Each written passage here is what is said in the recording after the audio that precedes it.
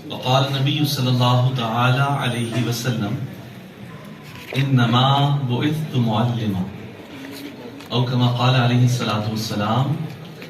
ایک مرتبہ درود پاک پڑھ لیجئے.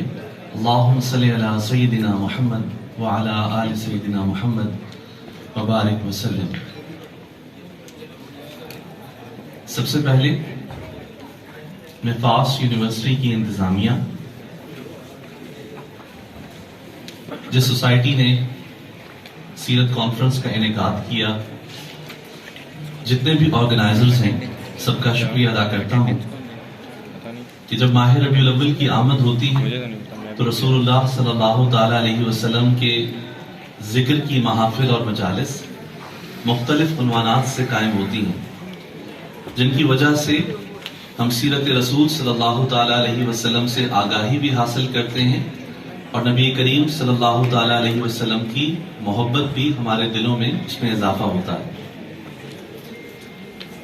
اور میرے ساتھ نہ صرف ملک پاکستان کے بلکہ عالم اسلام کی مشہور و معروف شخصیات اور اسکالرز موجود ہیں، اور میں سمجھتا ہوں کہ میرے اساتذہ کا مقام ہے ان کا، اور ان کے سامنے مجھے گفتگو کرنے کا موقع مل رہا ہے، تو امید ہے کہ اگر کوئی کمی بیشی ہوگی تو یہ میری اصلاح کریں گے. آپ سب بھی مبارکباد کے مستحق ہیں بیٹا کہ آپ نے اپنی تمام مصروفیات کو چھوڑ کر اس کانفرنس میں آنے کے لیے وقت نکالا.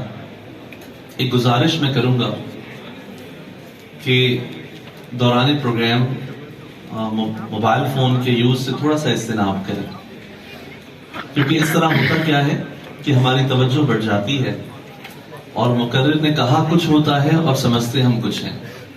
تو امید ہے کہ تمام اسٹوڈنٹس میری اس ریکویسٹ کو پر عمل کریں گے اور کوشش کریں گے کہ دوران پروگرام ان کی توجہ ہماری طرف رہے. بیٹا جیسے کہ آپ نے عنوان سن لیا، علم کی اہمیت کے حوالے سے مجھے گفتگو کرنی ہے. میں نے اسی حوالے سے ایک آیت مبارکہ کا انتخاب کیا. سورۃ البقرہ آیت نمبر 31 سے لے کے 33 تک اللہ تبارک و تعالی نے تخلیق انسانی کا ذکر فرمایا ہے. جب اللہ تبارک و تعالی نے حضرت آدم علیہ السلام کو تخلیق فرمایا تو اس ارادے کا اظہار فرشتوں کے سامنے کیا کہ میں آدم علیہ السلام کو پیدا کر رہا ہوں، اپنا نائب بنا رہا ہوں. فرشتوں نے ادب سے عرض کی کہ اے باری تعالیٰ، نیابت کے حقدار تو ہم ہیں، اور دلیل کے طور پر یہ عرض کی، یہ کہا کہ ہم صبح و شام تیری پاکی بیان کرتے ہیں، تیری تسبیح کرتے ہیں، تو تیرے سبسٹیٹیوٹ ہونے کا، تیرے نائب ہونے کا، کیلیفیٹ ہونے کا حق تو ہمیں ہے. اللہ تبارک و تعالیٰ نے فرشتوں کے سامنے آدم علیہ السلام کا مقام اور مرتبہ بیان کرنے کے لیے فرمایا کہ آدم علیہ السلام کو اللہ تعالیٰ نے علم سے نوازا ہے، تمام اشیاء کے علم سے، ان کی صفات، ان کے افعال سے نوازا ہے. جب وہی چیزیں فرشتوں کے سامنے رکھی تو فرشتوں نے جواب دیا، سبحانک لا علم لنا الا ما علمتنا انک انت العلیم الحکیم، کہ اے باری تعالیٰ پاک ہے تیری ذات، ہم نہیں جانتے مگر جو تو نے علم ہمیں عطا فرمایا.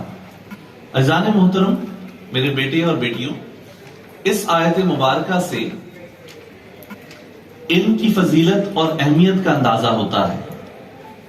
اللہ تبارک و تعالیٰ نے اپنی نیابت کے لیے حضرت انسان کے، آدم علیہ السلام کے جس وصف کا ذکر فرمایا وہ ان کا علم تھا.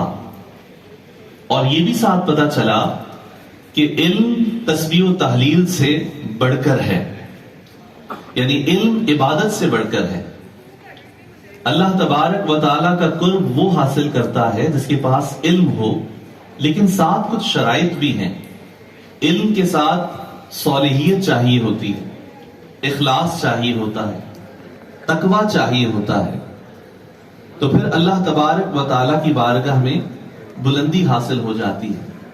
اللہ تبارک و تعالیٰ نے حضرت آدم علیہ السلام کے وصف علم کو بیان کیا اور فرشتوں کے سامنے ذکر کیا کہ یہی وصف علم ہے جس کی وجہ سے میں نے دنیا میں انہیں اپنی نیابت عطا کی ہے۔ اس سے ہم بخوبی اندازہ لگا سکتے ہیں کہ اللہ تبارک و تعالیٰ نے جب زمین پر سب سے پہلے انسان کی تخلیق کی، اسی وقت سے بڑائی، بزرگی اور نیابت کا معیار علم کو قرار دیا ہے۔ نبی کریم صلی اللہ تعالی علیہ وسلم پر غار حرا میں ماہ رمضان کے آخری ایام میں جو پہلی وحی نازل ہوئی وہ سورۃ العلق کی ابتدائی 5 آیات تھیں۔ اللہ رب العزت نے فرمایا اقرأ بسم ربک الذی خلق خلق الانسان من علق اقرأ وربک الاکرم الذی علم بالقلم علم الانسان ما لم یعلم۔ یہ وہ وقت ہے کہ جب حضور علیہ السلام کے ذریعے نہ صرف عرب بلکہ پوری دنیا کے جہالت کے اندھیروں کو دور کر کے علم سے لوگوں کو منور کرنا تھا۔ اللہ تبارک و تعالیٰ نے قرآن مجید کی جو پہلی وحی امام الانبیاء حضرت محمد مصطفیٰ صلی اللہ تعالی علیہ وسلم پر نازل فرمائی، وہ بھی علم سے متعلق تھی، جس کے اندر پڑھنے کا بھی ذکر ہے، جس کے اندر قلم کا بھی ذکر ہے، جس کے اندر تخلیق کا بھی ذکر ہے۔ اس سے علم کی اہمیت کا اندازہ ہوتا ہے۔ قرآن مجید فرقان حمید میں جب آغاز کرتے ہیں، ترتیب میں سب سے پہلے سورہ فاتحہ ہے، اس کے بعد سورہ بقرہ ہے۔ اللہ تبارک و تعالیٰ نے آغاز فرمایا الف لام میم ذالک الکتاب لا ریب فیہ۔ اللہ تبارک و تعالیٰ نے یہاں آغاز میں الکتاب کا ذکر کیا ہے، جس کا ایک مقصد یہ ہے کہ کتاب کا تعلق پڑھنے پڑھانے سے ہے، علم سے ہے۔ تو گویا جو اس کتاب کے پڑھنے کا آغاز کر رہا ہے وہ جان جائے کہ رب عز و جل نے اپنے کلام مجید میں جس بات کو اہمیت دی وہ کتاب و قلم اور تحصیل علم ہے۔ ذالک الکتاب لا ریب فیہ، یہ وہ کتاب ہے، یہ وہ علم ہے جس میں شک و شبہ کی گنجائش نہیں ہے۔ اور علم ہوتا ہی وہ ہے کہ جب آپ کو کسی چیز کی معرفت یقینی حاصل ہو جائے، اگر کوئی ڈاؤٹ ہو، اگر اس کے اندر کوئی شک ہو تو وہ علم نہیں کہلاتا ہے۔ جب کسی چیز کا مکمل آپ کو ادراک ہو جائے، معرفت ہو جائے تو اسے علم کہا جاتا ہے۔ اللہ تبارک و تعالیٰ نے قرآن مجید فرقان حمید میں ایک دوسرے مقام پر فرمایا هل يستوي الذين يعلمون والذين لا يعلمون، کیا وہ لوگ کہ جو علم رکھتے ہیں اور وہ جو علم نہیں رکھتے برابر ہو سکتے ہیں؟ کبھی برابر نہیں ہو سکتے۔ اللہ تبارک و تعالیٰ نے علم کو اہمیت اور فضیلت عطا فرمائی ہے، اور مخلوق میں جو علم والے ہیں انہیں اللہ تبارک و تعالیٰ نے فضیلت اور اہمیت عطا فرمائی ہے۔ اور رسول اکرم صلی اللہ تعالی علیہ وسلم کی مبارک سیرت کا جب ہم مطالعہ کرتے ہیں تو دیکھتے ہیں کہ نبی کریم صلی اللہ تعالی علیہ وسلم نے علم کی اہمیت پر بے حد زور دیا ہے، کیونکہ جس کے پاس علم نہیں ہے وہ جاہل ہے، اور جو جاہل ہے نہ وہ حقیقت میں اللہ تعالیٰ کی معرفت رکھتا، نہ اسے عقائد کا علم ہوتا، نہ اعمال کا علم ہوتا، نہ جائز کا معلوم ہوتا، نہ ناجائز کا معلوم ہوتا، نہ حلال و حرام کا ادراک ہوتا۔ تو بغیر اس کے اللہ تبارک و تعالیٰ کی معرفت، اللہ تبارک و تعالیٰ کا قرب ممکن نہیں ہے۔ ہم نے علم کو مختلف اعتبار سے تقسیم کر لیا۔ ہمارے معاشرے میں بعض اصطلاحات عام ہیں، دنیاوی علم اور دینی علم۔ میرا مشاہدہ ہے، میرا تجربہ ہے، اور میں یہ کہتا ہوں کہ اس طرح کی کوئی تقسیم نہیں ہے۔ علم علم ہے، جس چیز کا بھی علم ہو، جس چیز کی بھی حقیقت آپ کو معلوم ہو اور وہ نفع بخش ہو، تو اس کا مطلب اللہ تبارک و تعالیٰ نے آپ پر انعام فرمایا ہے کہ آپ کو علم دے دیا۔ اب حقیقت میں وہ علم اللہ کی بارگاہ میں مقبول ہے جو اللہ تبارک و تعالیٰ کے قرب کا ذریعہ ہو۔ سورۃ العلق میں اللہ تبارک و تعالیٰ نے اقرا پڑھیے فرمایا، مطلقاً فرمایا، لیکن وہاں پر قرآن مجید فرقان حمید کا نزول ہو رہا تھا، تو یقیناً اس سے مراد قرآن مجید فرقان حمید ہی ہے جس کو پڑھنے کا کہا جا رہا ہے۔ اور قرآن مجید فرقان حمید در حقیقت تمام علوم کا سرچشمہ ہے۔ قرآن مجید فرقان حمید میں اللہ تبارک و تعالیٰ نے ہر چیز کا علم رکھا ہے۔ تو اس کا مطلب اللہ تبارک و تعالیٰ اپنے بندوں سے یہ چاہتا ہے کہ وہ علم کی مختلف جہات، علوم و فنون کے مختلف راستے، علوم و فنون کی انواع و اقسام کا علم حاصل کریں۔ اللہ تبارک و تعالیٰ نے قرآن کریم میں کہیں قید نہیں لگائی کہ یہ علم حاصل کرو، یہ علم حاصل نہ کرو، مطلقاً علم حاصل کرنے کا کہا، اور اس سے مراد یہ ہے کہ نفع بخش علم حاصل کرو۔ بایولوجی پڑھنا کسی کو اللہ کے قریب کر دے تو یہ علم بھی عین وہی علم ہے جس کے حصول کے لیے ترغیب دی گئی ہے۔ فزکس، کیمسٹری، کمپیوٹر سائنس، کوئی بھی علم ہے، کوئی بھی شاخ ہے، اگر وہ بندے کو اللہ تبارک و تعالیٰ کے قریب کر دے تو اللہ تبارک و تعالیٰ کا یہ اس پر انعام ہے، اور وہی در حقیقت علم ہے۔ اس سے بڑھ کر کیا مثال ہوگی کہ جب آقا کریم علیہ السلام نے مدینہ منورہ میں ہجرت فرمائی، ہجرت فرما کر مدینہ منورہ تشریف لائے، اسلامک اسٹیٹ کو اسٹیبلش کیا، ابھی تھوڑا ہی عرصہ ہوا تھا کہ مسلمان اور کفار کے درمیان پہلا معرکہ ہوا، جس معرکے کو ہم غزوہ بدر کے نام سے یاد کرتے ہیں۔ غزوہ بدر کے اختتام پر تقریباً 70 کے قریب قیدی مسلمانوں کے پاس آ گئے۔ اب ان قیدیوں کے ساتھ کیا کیا جائے؟ صحابہ کرام علیہم رضوان حضور صلی اللہ علیہ وسلم کی بارگاہ میں حاضر ہوئے، عرض کی یا رسول اللہ صلی اللہ علیہ وسلم حکم فرمائیے۔ وہ وقت کہ اسلامک اسٹیٹ اسٹیبلش ہوئی ہے، حضور علیہ السلام اس کے سربراہ ہیں، امام الانبیاء ہیں۔ حضور علیہ السلام فرما رہے ہیں کہ ان میں سے جو فدیہ دے دے، رینسم منی، جو 4000 درہم دے دے، اسے آزاد کر دیا جائے، اور جو اس بات کی حیثیت نہ رکھتا ہو، اس کے پاس پیسے نہ ہو، وہ غریب ہو، جو اتنے دراہم نہ دے سکے، تو اس سے کہا جائے کہ مدینہ منورہ کے 10 بچوں کو پڑھنا لکھنا سکھا دے۔ میرے بیٹے اور بیٹیوں یہاں پر غور کرو، حضور علیہ السلام ایک طرف 4000 درہم ہیں، اور کمپیرزن میں دیکھو دوسری طرف 10 بچے بچیوں کو پڑھنا لکھنا سکھانا ہے۔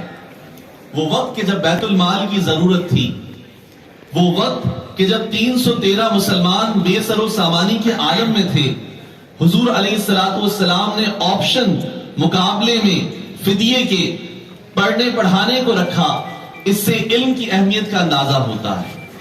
اور یاد رکھیے، علم میں کسی قسم کی تنگی نہیں ہوتی، جہاں تنگی ہو وہاں جہالت ہوتی ہے، علم کے اندر وسعت ہوتی ہے۔ علم اخلاق میں، علم معاملات میں، علم ہر چیز کے اندر وسعت پیدا کرتا ہے۔ اس وقت جو قید میں آئے تھے، کیا وہ مسلمان تھے؟ نہیں، کفار تھے۔ حضور علیہ السلام نے پیغام یہ دیا کہ اگر تمہیں علم حاصل کرنا ہے، لکھنا پڑھنا سیکھنا ہے، تو اس کے لیے ضروری نہیں کہ تمہارا معلم مسلمان ہی ہو۔ اگر تمہیں کوئی خیر کی بات، کوئی کام کی بات کسی کافر، نان مسلم، پالیتھیس سے ملتی ہے، تو تم اس سے بھی حاصل کر سکتے ہو۔ آج لوگ بعض اوقات پریشان ہوتے ہیں کہ ہم کسی دوسرے ملک میں جائیں گے، باہر کے ملک میں جائیں گے، وہاں ایتھیسٹ ہوتے ہیں، مختلف مزاج کے لوگ ہوتے ہیں۔ تو ضرورت اس امر کی ہے کہ اگر آپ کے پاس آپ کے بنیادی عقائد کا علم موجود ہے، اسلام کی بنیادی معرفت آپ کو حاصل ہے، حقیقت سے آپ متعارف ہیں، اللہ کی معرفت ہے، تو پھر آپ کسی استاد کے سامنے بیٹھ کر بھی تعلیم حاصل کر سکتے ہیں، کوئی بھی فن سیکھ سکتے ہیں، علم کی کسی بھی شاخ پر تحقیق کر سکتے ہیں، ریسرچ کر سکتے ہیں، رسول اللہ صلی اللہ تعالی علیہ وسلم کی سیرت سے ہمیں یہ پیغام ملتا ہے۔ حضور علیہ السلام نے حضرات صحابہ کرام علیہم رضوان کو مختلف زبانیں سیکھنے کے لیے بھی فرمایا۔ کیوں؟ کیونکہ لینگویج ایک ایسا ٹول ہے کہ جس کے ذریعے آپ دین کی بات کو آسانی سے دوسرے لوگوں تک پہنچا سکتے ہیں۔ تو لینگویجز سیکھنا، مختلف زبانوں پہ کمانڈ حاصل کرنا، شرط یہ ہے کہ نیت اللہ تبارک و تعالیٰ کے قرب اور معرفت کی ہو، دین کے ابلاغ کی ہو، تو وہ بھی عین فرض علم ہے، تاکہ دوسروں تک آپ بہتر انداز میں دین کا پیغام پہنچا سکیں، لوگوں کو اسلام سے روشناس کرا سکیں۔ حضرات صحابہ کرام علیہ رضوان کے سامنے حضور علیہ السلام نے مختلف مواقع پر علم کی فضیلت کو بیان فرمایا۔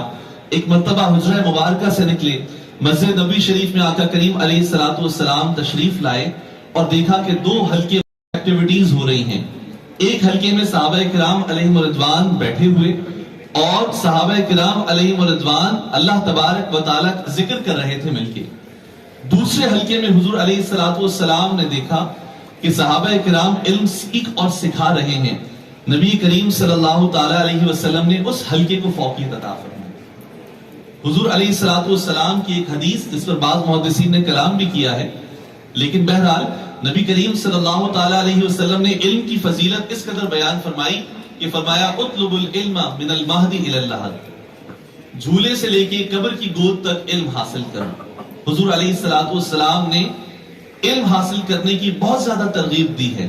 حضرات صحابہ کرام علیہ رضوان کی کوشش ہوا کرتی تھی کہ زیادہ سے زیادہ وقت رسول اللہ صلی اللہ تعالیٰ علیہ وسلم کی بارگاہ میں گزاریں اور علم حاصل کریں، اور یہاں تک کہ عربی زبان پر مکمل دسترس ہونے کے باوجود قرآن مجید فرقان حمید کی آیات کا جو نزول ہوتا تھا، فوراً حضور علیہ السلام کی بارگاہ میں آتے تھے اور عرض کرتے تھے یا رسول اللہ صلی اللہ علیہ وسلم اس آیت سے کیا مراد ہے؟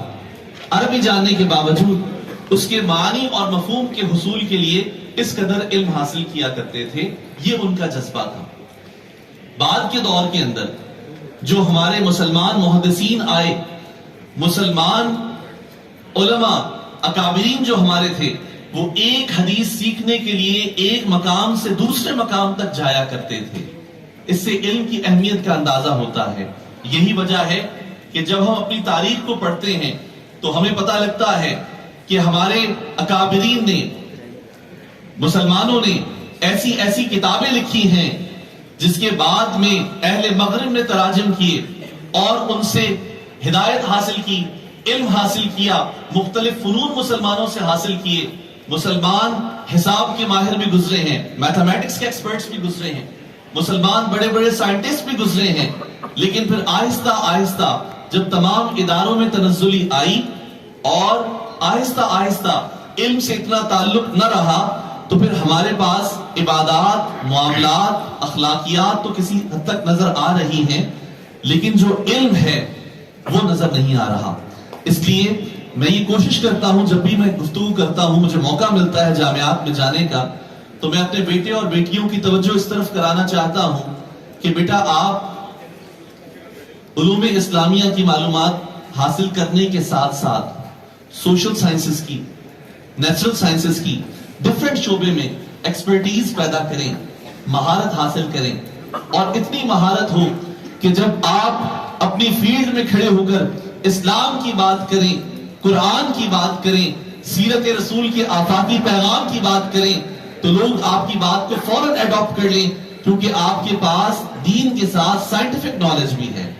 ہمارے معاشرے میں عام طور پر ان لوگوں کو، ان سے زیادہ ہماری جنریشن انسپائر ہوتی ہے کہ جن کے پاس بہت ساری ڈگریز بھی ہوں، جن کے پاس مختلف فنون میں مہارت بھی ہو، اور ساتھ ساتھ وہ دین کی بات بھی کرتے ہوں، وہ اسلام کی بات بھی کرتے ہوں، اور اسلام کو سوشل سائنسز کے ساتھ، نیچرل سائنسز کے ساتھ جوڑ کر اپنے لوگوں کے سامنے رکھیں، تو اس کا ایک بہت اچھا امپیکٹ پیدا ہوتا ہے۔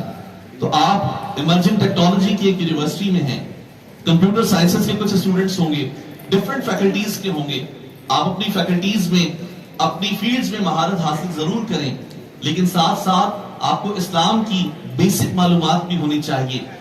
بیسک سے بڑھ کر ڈیپتھ میں اسلام کا مطالعہ کریں، تاکہ آپ ایک اچھے انسان ایک اچھے مسلمان بنیں اور لوگ آپ کو فالو کریں، آپ کی باتوں پر اعتماد کریں اور عمل کریں۔ اللہ تبارک و تعالی ہمیں حضور علیہ السلام کی احادیث میں جو علم کی فضیلت ہے اسے سمجھ کر اسے ایڈاپٹ کرنے کی توفیق عطا فرمائے۔ وما علینا الا البلاغ المبین۔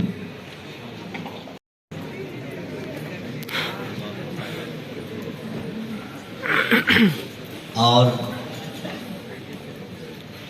ویسے بھی ریوائول ہو رہا ہے، اگر ہم اوورآل دیکھیں دنیا کے حالات کو، دنیا کو بہت کچھ سمجھ میں آ رہا ہے اور ہماری یوتھ کو بھی۔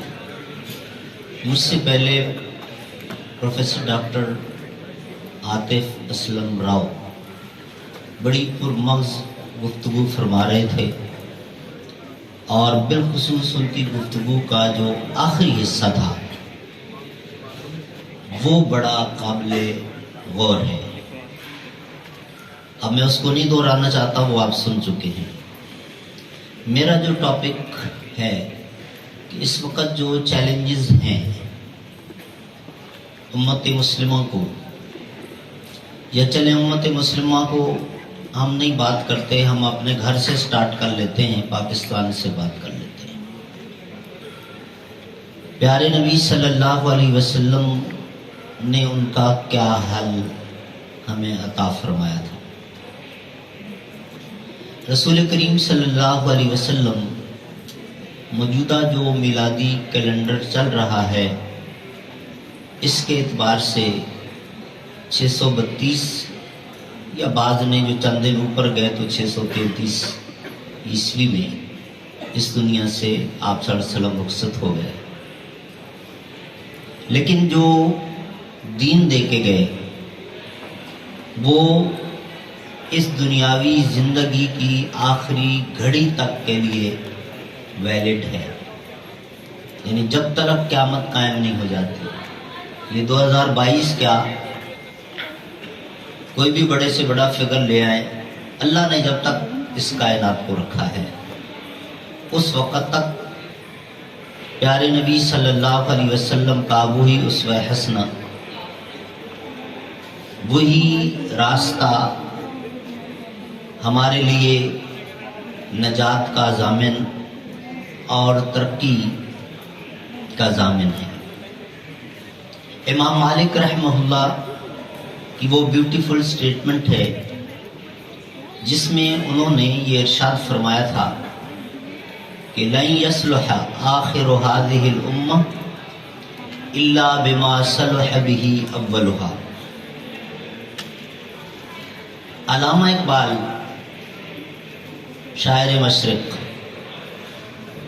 انہوں نے امام مالک کے ان گولڈن ورڈز کو اپنے الفاظ میں اس طرح سے بیان کیا کہ وہی دیرین بیماری، وہی نامحکمی دل کی،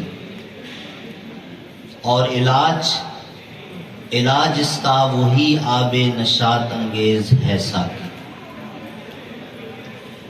اس اعتبار سے دشمن جو بھی کہے، ہم فخر سے کہتے ہیں کہ ہم فنڈامنٹلسٹ ہیں، ہم بنیاد پرست ہیں، ہم اپنی اساس کے ساتھ محبت کرتے ہیں۔ یہ اساس ہماری اپنی بنائی ہوئی نہیں ہے، یہ ہمارے رب کی دی ہوئی ہے، اور یہ بات دنیا جانتی ہے اور تسلیم کرتی ہے کہ کسی بھی چیز کا کریٹر وہ اس کو بہتر طور پہ جانتا ہے، اس سے آؤٹ پٹ کیسے لینی ہے، وہ کہیں اس میں ایرر آ جائے تو اس کی ریپیئرنگ کیسے ہونی ہے، وہ جو موجد ہے نا وہ اس کو بہتر طور پہ جانتا ہے۔ ہمارا خالق، ہمارا مالک اللہ ہے۔ میرے کیا مسائل ہیں مجھے نہیں پتا جتنا میرے رب کو پتا ہے۔ میرے ان مسائل کا حل کیا ہے یہ مجھے نہیں پتا، یہ میرے رب کو پتا ہے۔ یہ ایمانیات کی اساس ہے اور ہم سب مانتے ہیں اس چیز کو، لیکن بدقسمتی سے ہم ڈی ٹریک ہو چکے ہیں۔ یہ چیلنجز کیوں آئے؟ کیا ہوا کہ آج ہر بندہ رو رہا ہے اور ایک لمبی لسٹ اس کی تیار پڑی ہے اپنے پرابلمز کی، اور پھر ہم دوسری جو بڑی غلطی کر رہے ہیں، آرٹیفیشل طریقے سے ترقی حاصل کرنا چاہتے ہیں، کامیابی حاصل کرنا چاہتے ہیں، شارٹ کٹ کھیلنے کے عادی ہو گئے ہیں۔ میں آپ کو ایک مثال دیتا ہوں۔ اللہ رب العالمین کی مخلوق میں حضرت محمد مصطفیٰ صلی اللہ علیہ وسلم، جن کی سیرت پر گفتگو کے حوالے سے ہم یہاں جمع ہیں، سب سے عظیم ہستی ہیں، اور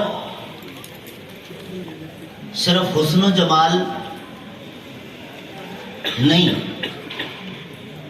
ہر طرح کی صلاحیت اور مہارت کے اعتبار سے بھی آپ صلی اللہ علیہ وسلم عظیم ترین ہستی، انبیاء کرام میں براہ راست ان کے شاگرد، ان کے بعد وہ عظیم لوگ ہیں کہ اتنے عظیم استاد سے انہوں نے تربیت حاصل کی، اور پھر اللہ ان پر کتنا راضی ہوا کہ اللہ نے ان کی تعریفیں قرآن میں کر دی۔ یہ لوگ موجود ہیں۔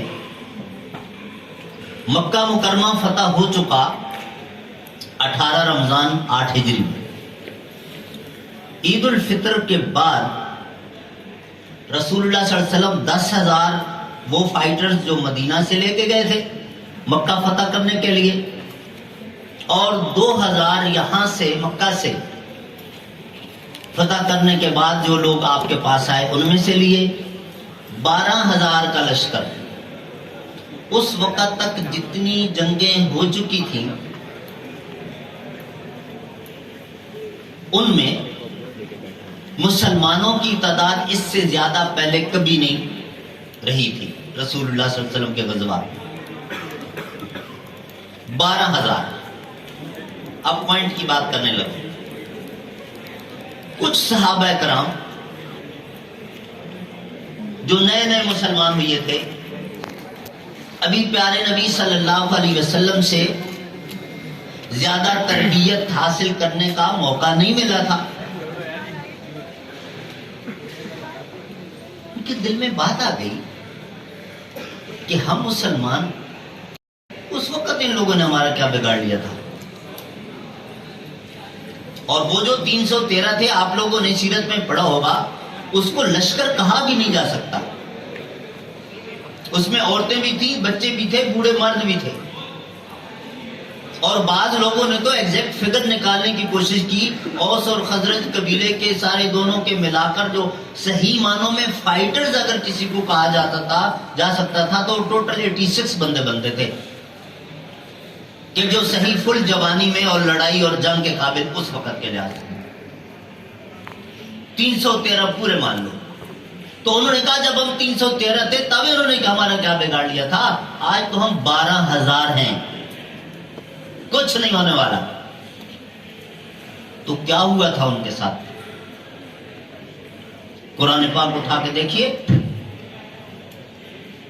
حنین والوں نے ایسے تاپڑ توڑ حملے کیے کہ پورے لشکر کو، 12,000 کے لشکر کو ہلا کے رکھ دیا۔ رسول کریم صلی اللہ علیہ وسلم نے اللہ تعالیٰ سے دعا مانگی، ربنا لا تؤاخذنا بما فعل السفہاء منا، اے اللہ میرے اس لشکر میں سے اگر کسی نے کچھ غلطی کر دی ہے، اس کی غلطی کی وجہ سے وہ چند لوگ ہوں گے، ہم سب کو تو سزا نہ دے، ہمیں معاف فرما۔ چنانچہ اللہ نے وہ دعا قبول فرمائی، نہ صرف کہ فتح ملی بلکہ ایسی عظیم فتح ملی کہ 40,000 بکریاں، 24,000 اونٹ اور 6,000 غلام مال غنیمت میں بھی ملے۔ بات یہ ہے کہ اس پر اللہ رب العالمین نے کیوں جھنجھوڑا؟ غزوہ احد میں جو کچھ ہوا، جیتی ہوئی جنگ دوسری طرف کیوں گئی؟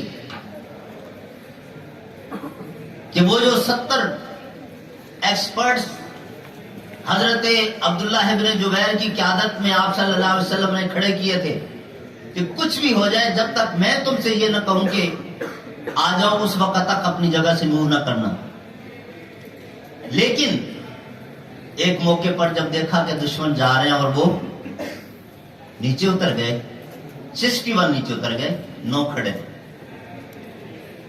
تو کیا ہوا تھا؟ حضرت خالد بن ولید 300 فائٹر لے کر پیچھے سے آئے تھے، اور اسی موقع پر پھر بڑا نقصان ہوا تھا۔ ہمارے اتنے صحابہ کرام، 70 صحابہ کرام شہید، اور رسول کریم صلی اللہ علیہ وسلم کے دندان مبارک شہید، اور آپ کا جسد اطہر زخمی، اتنا بڑا نقصان۔ اس پر اللہ رب العالمین نے کیا فرمایا قرآن پاک کہ یہ تمہارے ساتھ ہوا تو کیوں ہوا؟ حنین میں یہی بات کہ تم نے یہ کیا سوچ لیا کہ ہم 12,000 ہیں، آج تو فتح ہماری یقینی ہے بڑی تعداد میں، پہلے اگر تم ہمیشہ فتح یاب ہوتے رہو تو تمہارا اس میں کیا کمال ہے؟ تمہاری تعداد تھوڑی ہوتی تھی، اسلحہ تھوڑا ہوتا تھا، اس کے باوجود اگر تم فتح یاب ہوتے تھے، دشمن کو شکست ملتی تھی، تو تمہارا کیا کمال؟ ادھر سے مدد آتی تھی تمہارے ساتھ۔ اب تم نے کہا کہ ہم بڑی چیز ہے، تو اللہ نے کہا پھر ٹھیک ہے، لڑ لو میری مدد کے بغیر۔ پھر چند منٹس میں تم نے دیکھ لیا کہ دشمن نے تمہیں ہلا کے رکھ دیا۔ اب آپ میری بات سمجھ چکے ہوں گے کہ میں کیا کہنا چاہتا ہوں، یہ مولویانہ بات نہیں ہے۔ مائی ڈیئر، اساس، بنیاد، ہم نے سمجھا شاید وہ آج سے 1932 تک، اس وقت تک کے لیے وہ ہدایات اور وہ دین اور وہ شریعت تھی۔ اب 2022 چل رہا ہے، اور پھر عجیب عجیب جملے کہتے ہیں۔ دنیا چاند تک پہنچ گئی، مولانا حضرات ابھی کہتے ہیں یار داڑھی رکھ لو، یار نماز پڑھ لیا کرو، یار پردہ کر لیا کرو۔ مولوی صاحب ابھی تک یہاں کھڑے مذاق اڑاتے ہیں، شیطان کو وسوسہ۔ میرے بھائیوں، یہاں یہ نون league who, P P P who, P T I ہو، یا کوئی ایکس وائی زیڈ ہو، سب کو ایک طرف کر دو، امام کعبہ کو لا کے بٹھا دو، تب بھی آپ ان مسائل سے نہیں نکل سکتے جب تک آپ خود پبلک کا ایک ایک فرد اپنی اساس پر نہیں آئے گا۔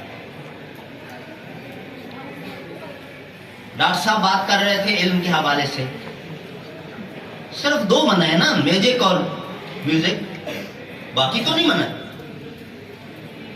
صرف اجازت نہیں ہے، بعضوں کا ضرورت ہے، اور بعضوں کا ضرورت بھی نہیں، اگلا درجہ آ جاتا ہے فرض کا۔ وہ اس طرح کہ اللہ نے فرمایا وَأَعِدُّوا لَهُم مَا اسْتَطَعْتُم مِّن قُوَّةٍ، اور آپ ایک جملہ سنتے ہوں گے کہ شریعت آپ کو کہتی ہے کہ آپ اپر ہینڈ بنیں۔ اپر ہینڈ کا کیا مطلب ہے؟ کہ آپ بیکاری نہ بنے، دوسروں کو دینے والا بنے، پیسے دینے والا، چندہ دینے والا۔ صرف یہ معنی نہیں ہے، ہر معاملے میں آپ کنٹریبیوٹ کرنے والے ہوں، دوسروں کے محتاج نہ ہوں۔ اسی لیے ہم نے یہ یونیورسٹیز ہمارے بڑوں نے کھولی اسی ویژن پر۔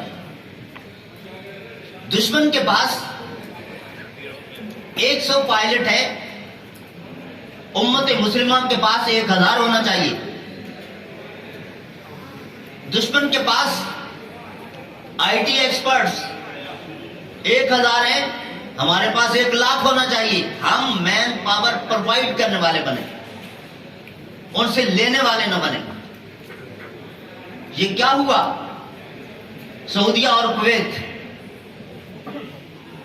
کتنا اللہ تعالیٰ نے خزانوں سے نوازا, لیکن انجینئر سارے امریکن بیٹھے ہیں, اور وہ ان سے کو کہتے ہیں کہ خبردار اس کنویں سے اتنے بیرل سے زیادہ آج نہیں نکالو گے. پراپرٹی میری ہے, دی اللہ نے مجھے ہے, میں نے تمہیں تنخواہ پہ رکھا ہوا ہے, اور تم میرے اوپر دادا گیری کرتے ہو کہ اس سے اتنا نکالو گے, اس سے زیادہ نہیں نکالو گے. اگر میں خود اس قابل ہوتا کہ میرا اپنا انجینئر بیٹھا ہوتا, میرے اپنے ایکسپرٹس بیٹھے ہوتے, وہ کہتے جناب اس سے 100 بیرل اور نکل سکتا ہے, وہ بھی نکالو. مائی ڈیئر, ٹائم بہت تھوڑا ہے, چیلنجز کی ایک لمبی لسٹ آپ کے پاس موجود ہے, لیکن میں صرف ایک پوائنٹ آپ کو بتاتا ہوں سالوشن کے طور پہ. سالوشن ایک ہی ہے, وہ یہ ہے کہ ہم اپنی بنیاد کو سمجھیں. دشمن آپ کو تعاون کر دے, آپ کو وعدے ملتے رہے نا, آ رہا ہے بیری بیڑا, آ رہا ہے بیری بیڑا, یہ آ رہا ہے, وہ آ رہا ہے. کیا ہوا تھا آپ کے ساتھ؟ اس کے بعد جب بھی do more do more do more ہی ہمیں کہا جاتا ہے نا, جب تک اپنے پاؤں پر نہیں کھڑے ہوگے. اور الحمدللہ یہاں ٹیلنٹ کی کمی نہیں ہے. ابھی 2-3 دن پہلے آپ لوگوں نے وہ ویڈیو کلپ دیکھا ہوگا NED یونیورسٹی کے جو 2 بچوں نے فش کے ویسٹ سے جو بایو ڈیزل بنانے کے لیے وہ جو ایک انہوں نے پروجیکٹ بنایا, اور وہ اس پر ان کا کلپ آیا ہے. اس کے علاوہ بھی آپ بے شمار دیکھیں گے اپنے نوجوانوں کا کنٹریبیوشن, نئی نئی چیزیں بنا کے دے رہے ہیں. ٹیلنٹ موجود ہے آپ کے پاس, کچھ کرنے کے کام ہے. نمبر 1 یہ ہے کہ آپ سب سے پہلے آپ مسلمان, پریکٹسنگ مسلم بنے, اپنی اساس پر آئیں. نالج کی بات آغاز ہوتا ہے اللہ کے متعلق, اللہ پر ایمان, یہیں سے شروع کرتے ہو نا. اللہ کے متعلق ہی میرا عقیدہ ٹھیک نہیں ہے, میرے پاس نالج نہیں ہے.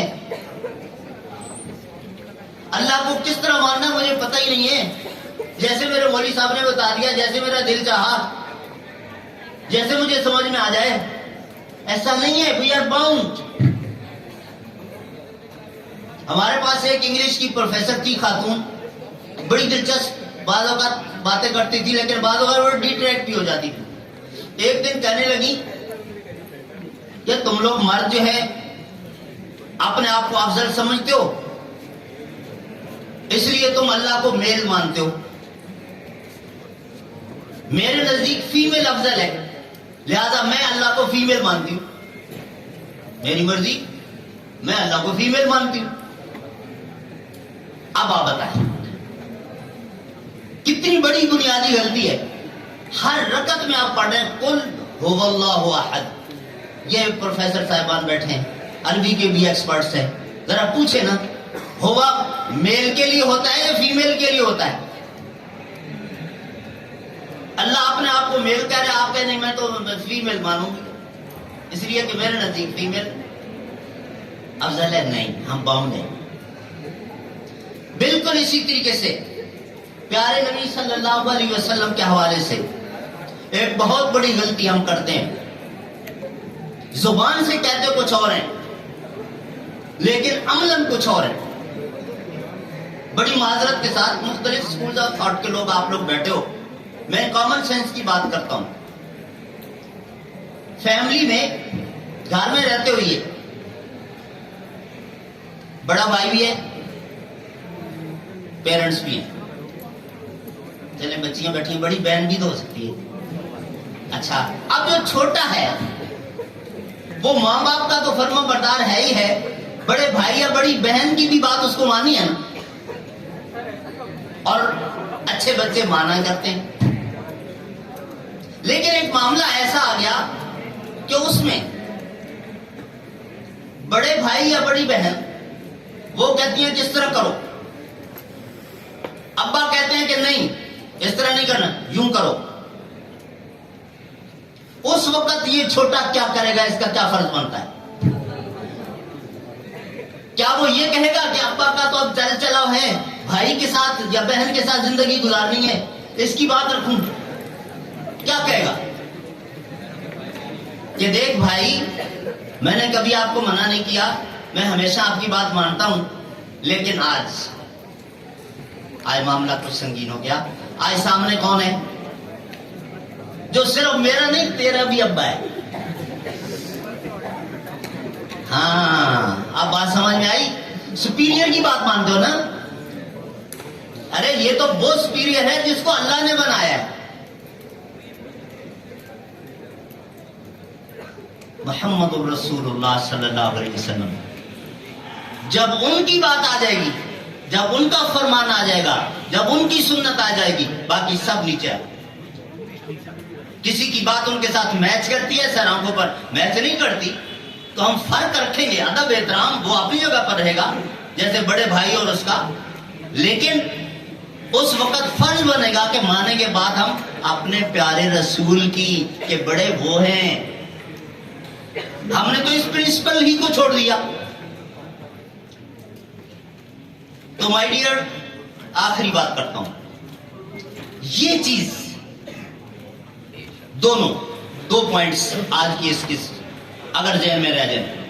نمبر 1 کہ آپ اپنی اساس ایزی نہ لیں، ہر چیز کو آپ نے سمجھا بس جناب نہیں، اساس پر آئیں، اصل پر آئیں۔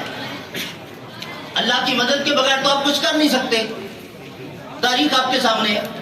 اللہ کی مدد چاہیے تو وہ کس اصول پر ملے گی؟ وَأَنْتُمُ الْأَعْلَوْنَ إِن كُنتُم مُؤْمِنِينَ، جو آیت میں نے آپ کے سامنے پڑھی، آپ نے آپ کو ثابت کرنا پڑے گا کہ ہاں اللہ میں تیرا بندہ ہوں، بندی ہوں، میں تیرا اوبیڈینٹ رہوں گا، پھر اللہ کی مدد آئے گی۔ اور جب اللہ کی مدد آئے گی تو مغیرہ بن شعبہ دیکھو اکیلا، تنے تنہا، اور اپنی تلوار بھی ننگی، اور کہاں کھڑے ہو کر کس طریقے سے للکار دیا۔ اگر مدد طاقت چاہیے اللہ کی تو پہلے وہ بننا ہوگا، میرٹ اس کے لیے یہ ہے۔ اور اس کے بعد عاشق رسول کہلانا یہ اچھا ہے، لیکن action specs louder than words. اپنے کردار سے متبع سنت، رسول اللہ کا متبع، رسول اللہ صلی اللہ علیہ وسلم کو فالو کرنے والا، رسول اللہ کے ساتھ محبت کرنے والا عملاً ثابت کرنا پڑے گا۔ اللہ رب العالمین ہم سب کو صحیح معنوں میں مسلمان بننے کی توفیق عطا فرمائے، اور جو ہمارے مسائل ہیں اللہ تعالی ہمارے اپنی خاص فضل و کرم سے وہ حل فرمائے، ہمارے ملک کی اللہ تعالی حفاظت فرمائے۔ اور اس وقت جن گمبھیر حالات میں ہمارا ملک چل رہا ہے اللہ تعالیٰ اپنی غیبی مدد فرمائے۔ سبحان ربک رب العزت عما یصفون وسلام علی المرسلین والحمد للہ رب العالمین۔ الكريم وعلى أهل بيته الطيبين الطاهرين وعلى أصحابه أجمعين۔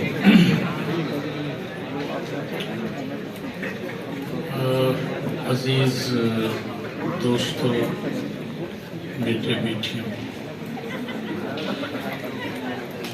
ہمیں جو ٹاپک دیا گیا ہے نبی پاک صلی اللہ علیہ وسلم کی حیات طیبہ کا ہر گوشہ ایسا ہے کہ جس کے اوپر مسلسل گفتگو کی ضرورت ہے، اور ہمیں موضوع دیا ہے آپ کا رہن سہن اور آپس میں جو تعلقات ہیں ان سے متعلق۔ یہ بہت اہم موضوع ہے، لیکن پیش کی معذرت کہ ہم اس کے اوپر گفتگو نہیں کریں۔ وجہ اس کی یہ ہے کہ دونوں حضرات جن کے گفتگو آپ نے پہلے سنی، ہم کوشش کریں گے کہ اس ٹاپک کو ہی آپ سے کچھ شیئر کریں اور کچھ آگے کی بات کریں۔ ہاں، بیچ میں ضمناً یہ باتیں جو آ جائیں گی، لیکن عنوان کی اہمیت کو مد نظر رکھتے ہوئے شروع یہیں سے کرتے ہیں کہ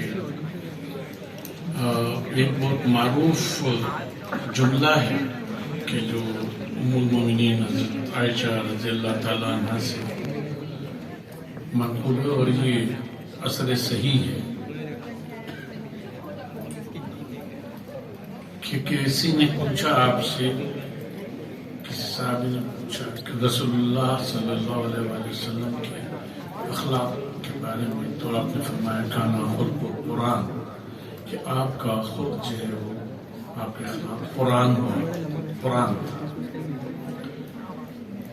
قرآن تھا۔ یہ جملہ ہمارے اور آپ کے لیے زبانوں پر بہت ہی ہلکا ہے، اور سماعتوں پہ بھی کہ ہم نے سن لیا، اچھا نبی پاک صلی اللہ علیہ وسلم کا خلق قرآن تھا، لیکن یہ بہت ہی معنی خیز بات ہے اور اپنے اندر ایک دنیا سمیٹے۔ مطلب یہ ہے کہ اگر اس کو ام المومنین کے الفاظ کو سمجھنے کی کوشش کریں تو قرآن مجید کی دو جہتیں ہیں۔ ایک جہت وہ ہے کہ جو الفاظ ہیں اور اس کے معنی ہیں، جو اللہ تبارک و تعالیٰ کی طرف سے آپ کے قلب اطہر پہ حضرت جبریل امین لے کر نازل ہوتے ہیں، اسے آج ہم قرآن کہتے ہیں، قرآن کریم کہتے ہیں، مختلف تعظیمی القاب کے ساتھ، صفات کے ساتھ بیان کرتے ہیں۔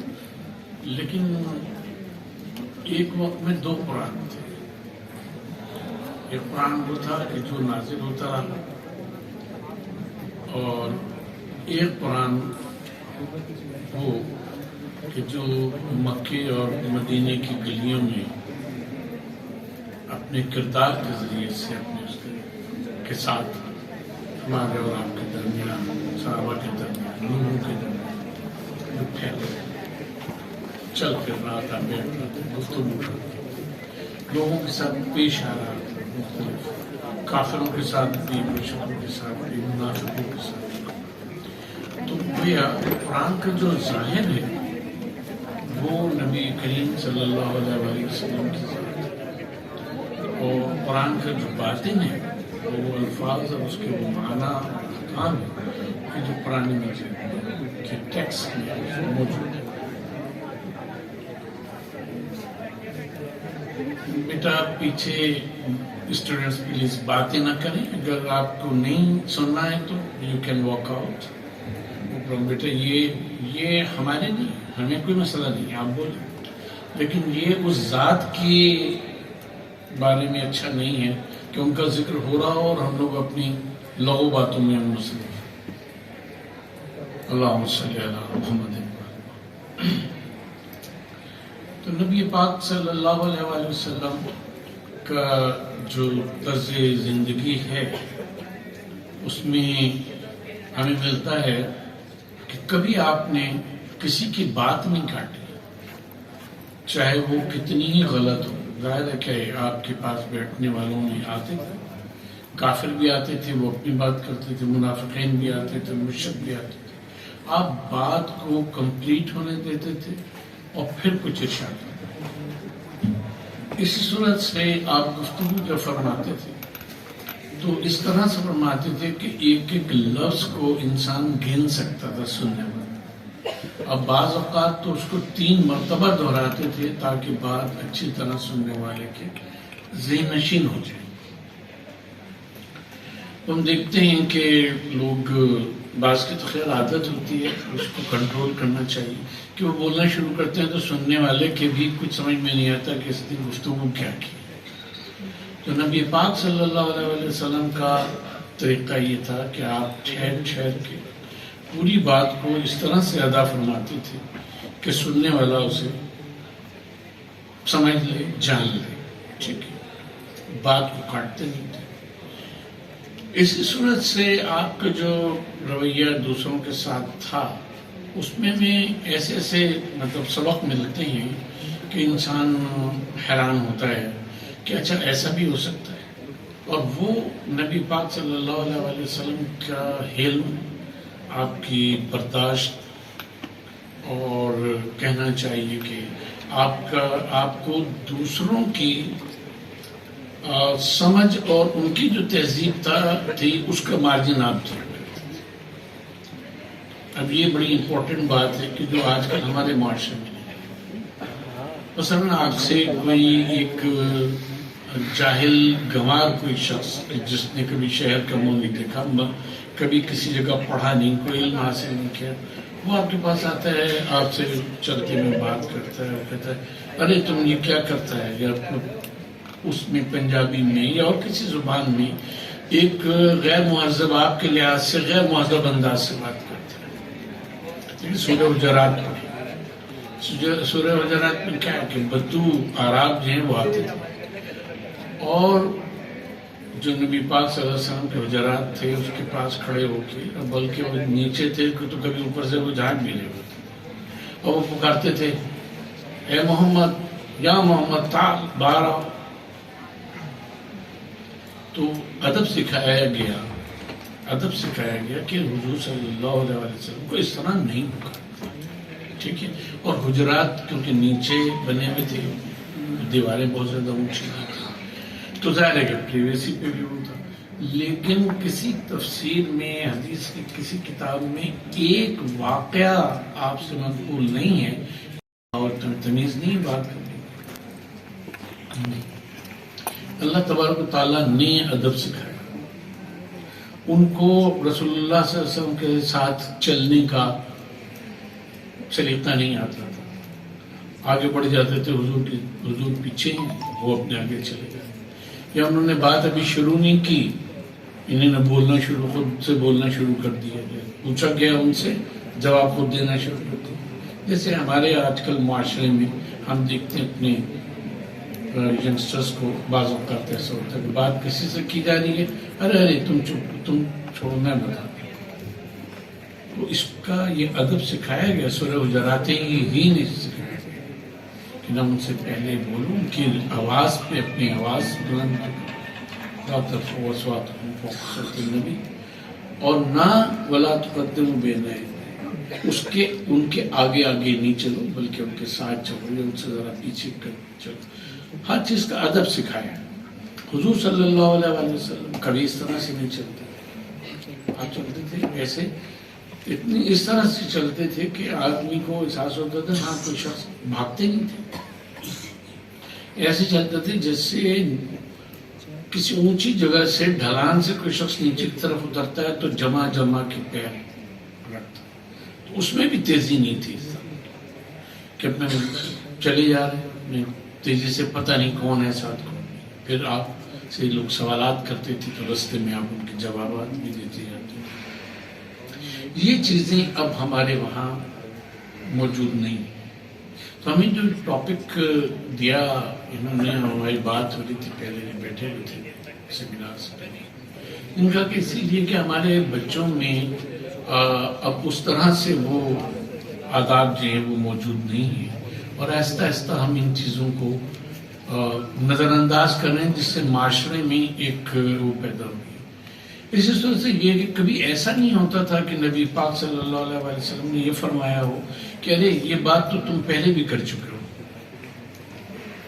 ہمارے وہاں ہوتا ہے، بزرگ ہوتے ہیں وہ بھول جاتے ہیں اس بات کو کہ یہ واقعہ میں نے پہلے سنایا یا نہیں سنایا، اور وہ بیٹھے ہوئے ہیں پوتوں کے ساتھ، بیٹوں کے ساتھ، بیٹیوں کے ساتھ۔ ان کا بھی وہ ایک دفعہ ایسا ہوا کہ ہم ٹانگ پہ جا رہے تھے یا ٹیکسی میں ہم سفر کر رہے تھے، اب پوتے صاحب جو ہیں وہ جذبز ہو رہے ہیں کہ بھی یہ کیا، یہ تو دادا 3 دفعہ پہلے سنا چکے، دادا یہ تو آپ نے سنا دیا پہلے۔ یہ بیٹی نے کہا ہاں آپ یہ بات پہلے سنا تھی۔ اب بیویاں ٹوک دیتی ہیں، ارے بھائی یہ بات کتنی مرتبہ آپ سنائیں گے، کوئی دوسرا واقعہ سنائیے۔ کبھی نبی پاک صلی اللہ علیہ وسلم کی زندگی میں نہیں ملتا کہ کسی شخص نے آپ کے سامنے کسی بات کو، کیونکہ ایک واقعے کے 3 4 گواہ ہوا کرتے تھے، ہوتے تھے، سامنے ہوتا تھا واقعہ لوگوں کے۔ انہوں نے کہا کہ ہاں یہ واقعہ جو ہے مثلا عبداللہ ابن مسعود تو سنا چکے پہلے، مجھے اب یہ سنانے کی ضرورت نہیں۔ جو بات کہتا تھا نبی پاک صلی اللہ علیہ وسلم اس کو توجہ سے سنتے تھے۔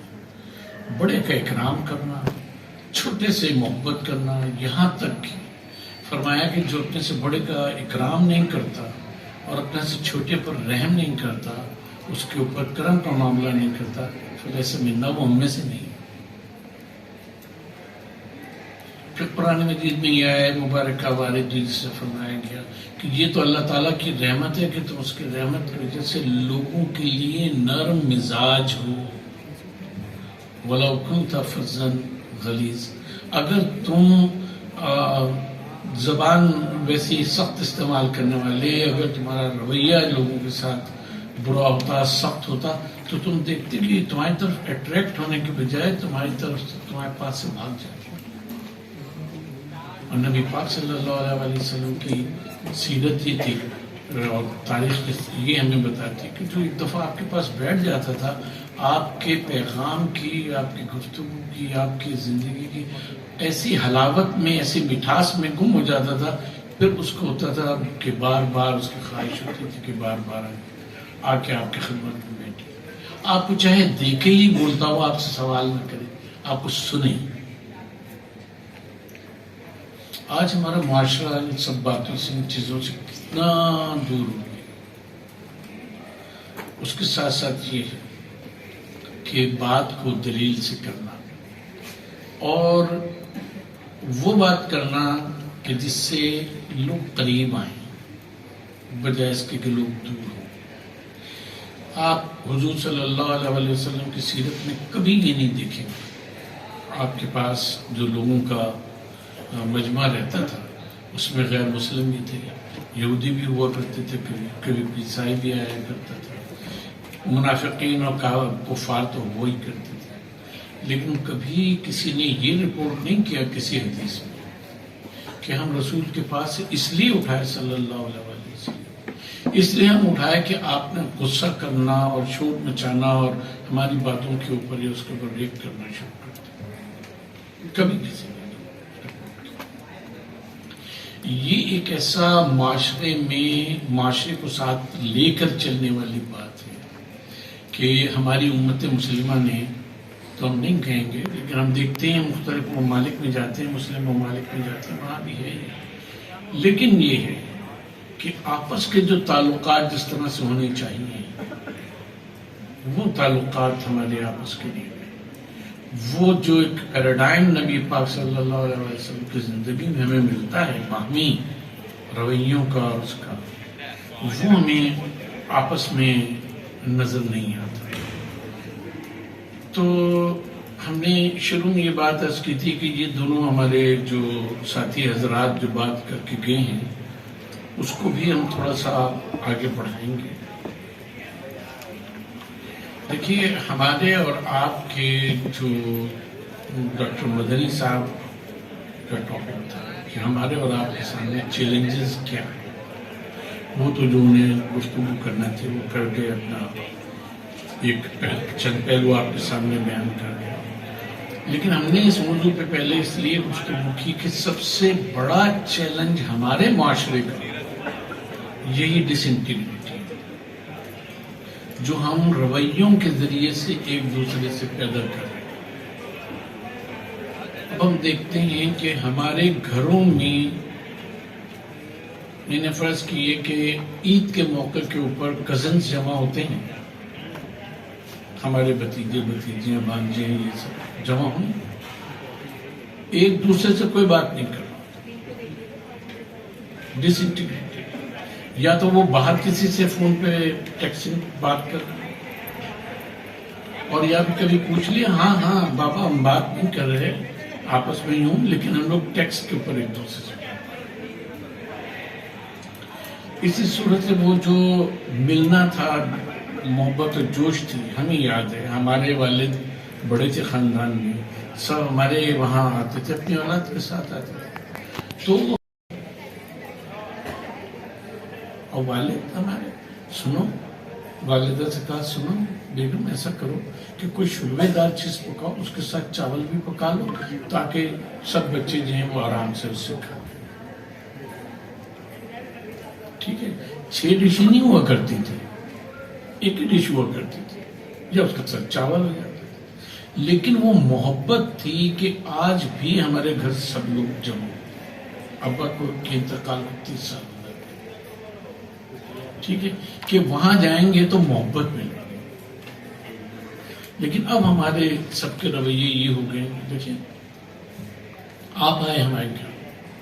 اب ہم نے بڑا ویلکم کیا, بتایا کہ یہ کیا وہ کیا, چائے پوچھی, آپ کو ناشتے کا وقت ہے تو کچھ اس کے لیے بھائی جاؤ, اب تو فون پہ آ جاتا ہے سب کچھ, 15 منٹ میں وہ آ گیا سب. اس کے بعد جب آپ گئے اور ہم نے سوچا کہ اب دروازے پہ تک آپ ہماری آواز نہیں پہنچے گی, بندر کہ ان کو ستانے کی کیا ضرورت ہے, جو پریکٹیکل بتانا ہے آپ کو, آپ کے ساتھ یہ ہوتا ہے, آپ لوگوں نے دیکھا ہوگا, ان کو ستانے کی کیا ضرورت تھی. ہم سوچے تھے کہیں چلے جاتے کھانے کے لیے, یہ تھا وہ تھا, ان سے دلچسپی کس کو ہے. پھر یہ اپنے بچوں کو بھی لے کے چلا ہے, فلاں بچے سے تو مجھے سخت نفرت ہے, بیٹے سے یا بیٹے سے. تو وہ بچہ جو ابھی 5 سال کا, 6 سال کا, 7 سال کا بڑا ہو رہا ہے, وہ بڑا ہو کے اپنے اس چچا کی, پھوپھی کی, اس کی عزت کرے گا. یہ جو ہمارے معاشرے کا ایک بہت بڑا چیلنج ہے کہ ہم لوگ ساتھ رہتے ہوئے بھی ڈس انٹیگریٹڈ فیملیز ہو, یہ سب سے بڑا چیلنج ہے. سب سے بڑا چیلنج ہے. ہمارے خاندان کے بہت سے بچوں کو پتہ بھی نہیں ہوگا کہ وہ کیسے پل بڑھ گئے, کیسے ان کی تعلیم ہوگی. ہم فون کر کر کے پوچھتے بھی, اگر کوئی ایسا بچہ ہو کہ جس کی جو فیس نہ دے سکتا ہو تو ہمیں بتانا, اس کی فیس ہم ادا کر دیں گے. بھائی اپنے ارد گرد تو تم دیکھو, 20 بچے تمہیں اپنے گھرانے کے, خاندان کے مل جائیں گے کہ جو اپنی پوری فیس نہیں دے سکتے, یا کہ یونیفارم کا مسئلہ ہوتا ہے, یا کتابوں کا مسئلہ ہوتا ہے. لیکن یہاں ذکر نہیں ہوگا, وہاں ذکر ہوگا. تو ہماری فیملیز جو ہیں وہ ڈس انٹیگریٹ ہو. ہم 4 دوستوں کے ساتھ بیٹھ سکتے ہیں, 4 کزنس کے ساتھ نہیں بیٹھ سکتے. یہ ہمارے معاشرے کا بہت بڑا چیلنج ہے.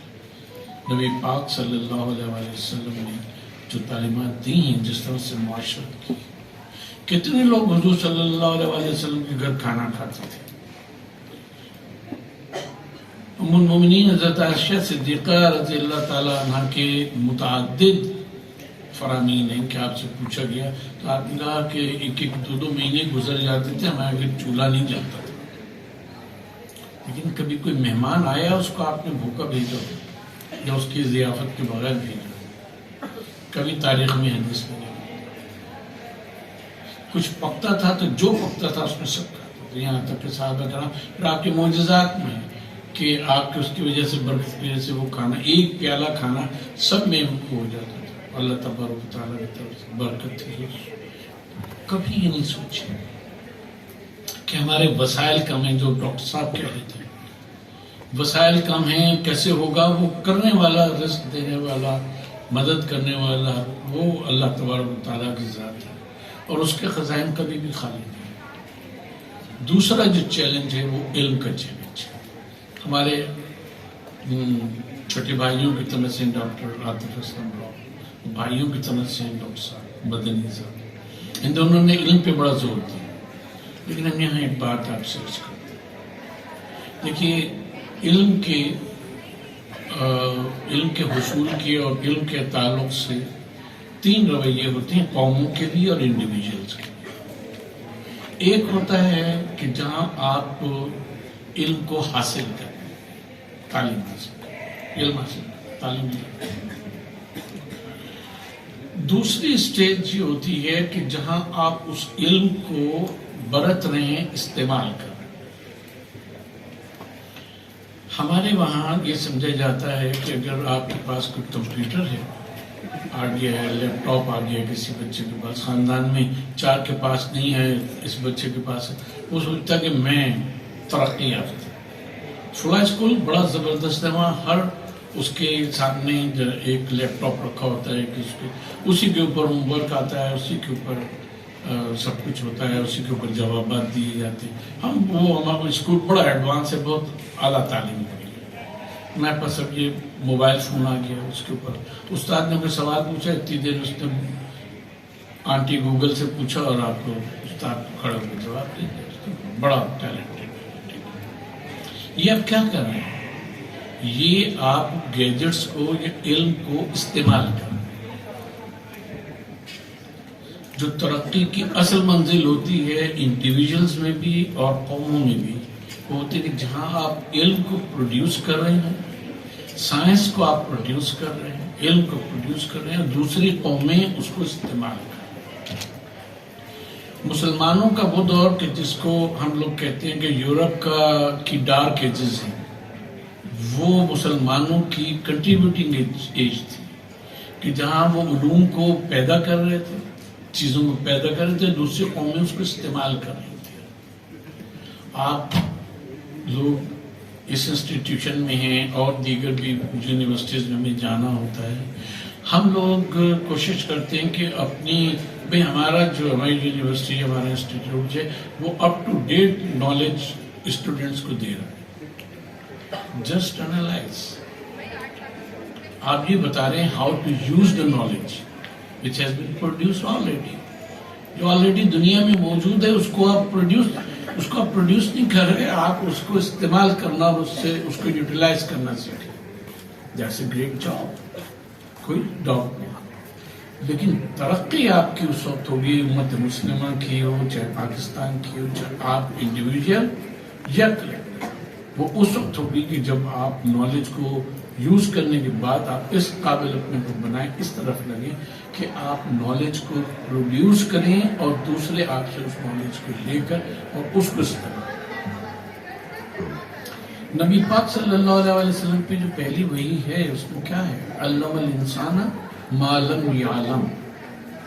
اس کی یہ معنی نہیں ہے کہ سوئی کیسے بنتی ہے، جہاز کیسے بنتا ہے، ایٹم بم کیسے بنتا ہے، وہ سب کا سب جو تھا وہ نبی پاک صلی اللہ علیہ وسلم کو آپ اللہ تبارک تعالیٰ نے سکھا دیا۔ اس کا مطلب یہ کہ الانسان کا مطلب یہ ہے کہ انسان میں اللہ نے یہ پوٹینشل رکھا ہے۔ یہ ایک بات میرے عزیز بچوں یہ بات جو ہم عرض کرنے جا رہے ہیں اس کے بعد آپ کی سمجھ خراشی خبر، اس کو ذرا غور سے سنیں۔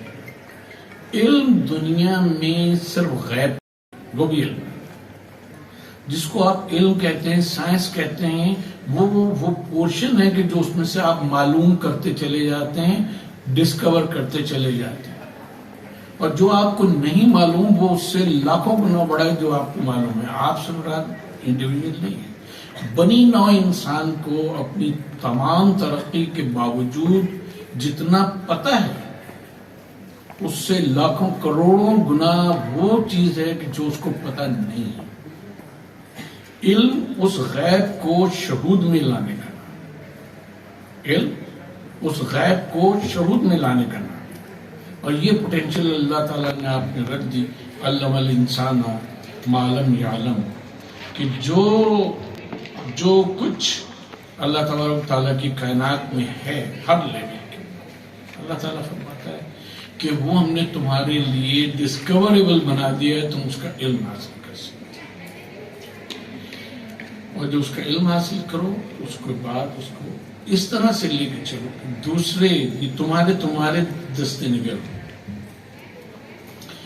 یوز آف گیجٹ جو ہے وہ علم نہیں ہے پتنٹا، اصل چیز یہ ہے کہ آپ خود پروڈیوس کریں اور پھر آگے بڑھیں۔ یہ دوسرا چیلنج ہے جو امت مسلمہ کو، بڑا چیلنج جو اس وقت درپیش ہے کہ ہم علم میں پیچھے،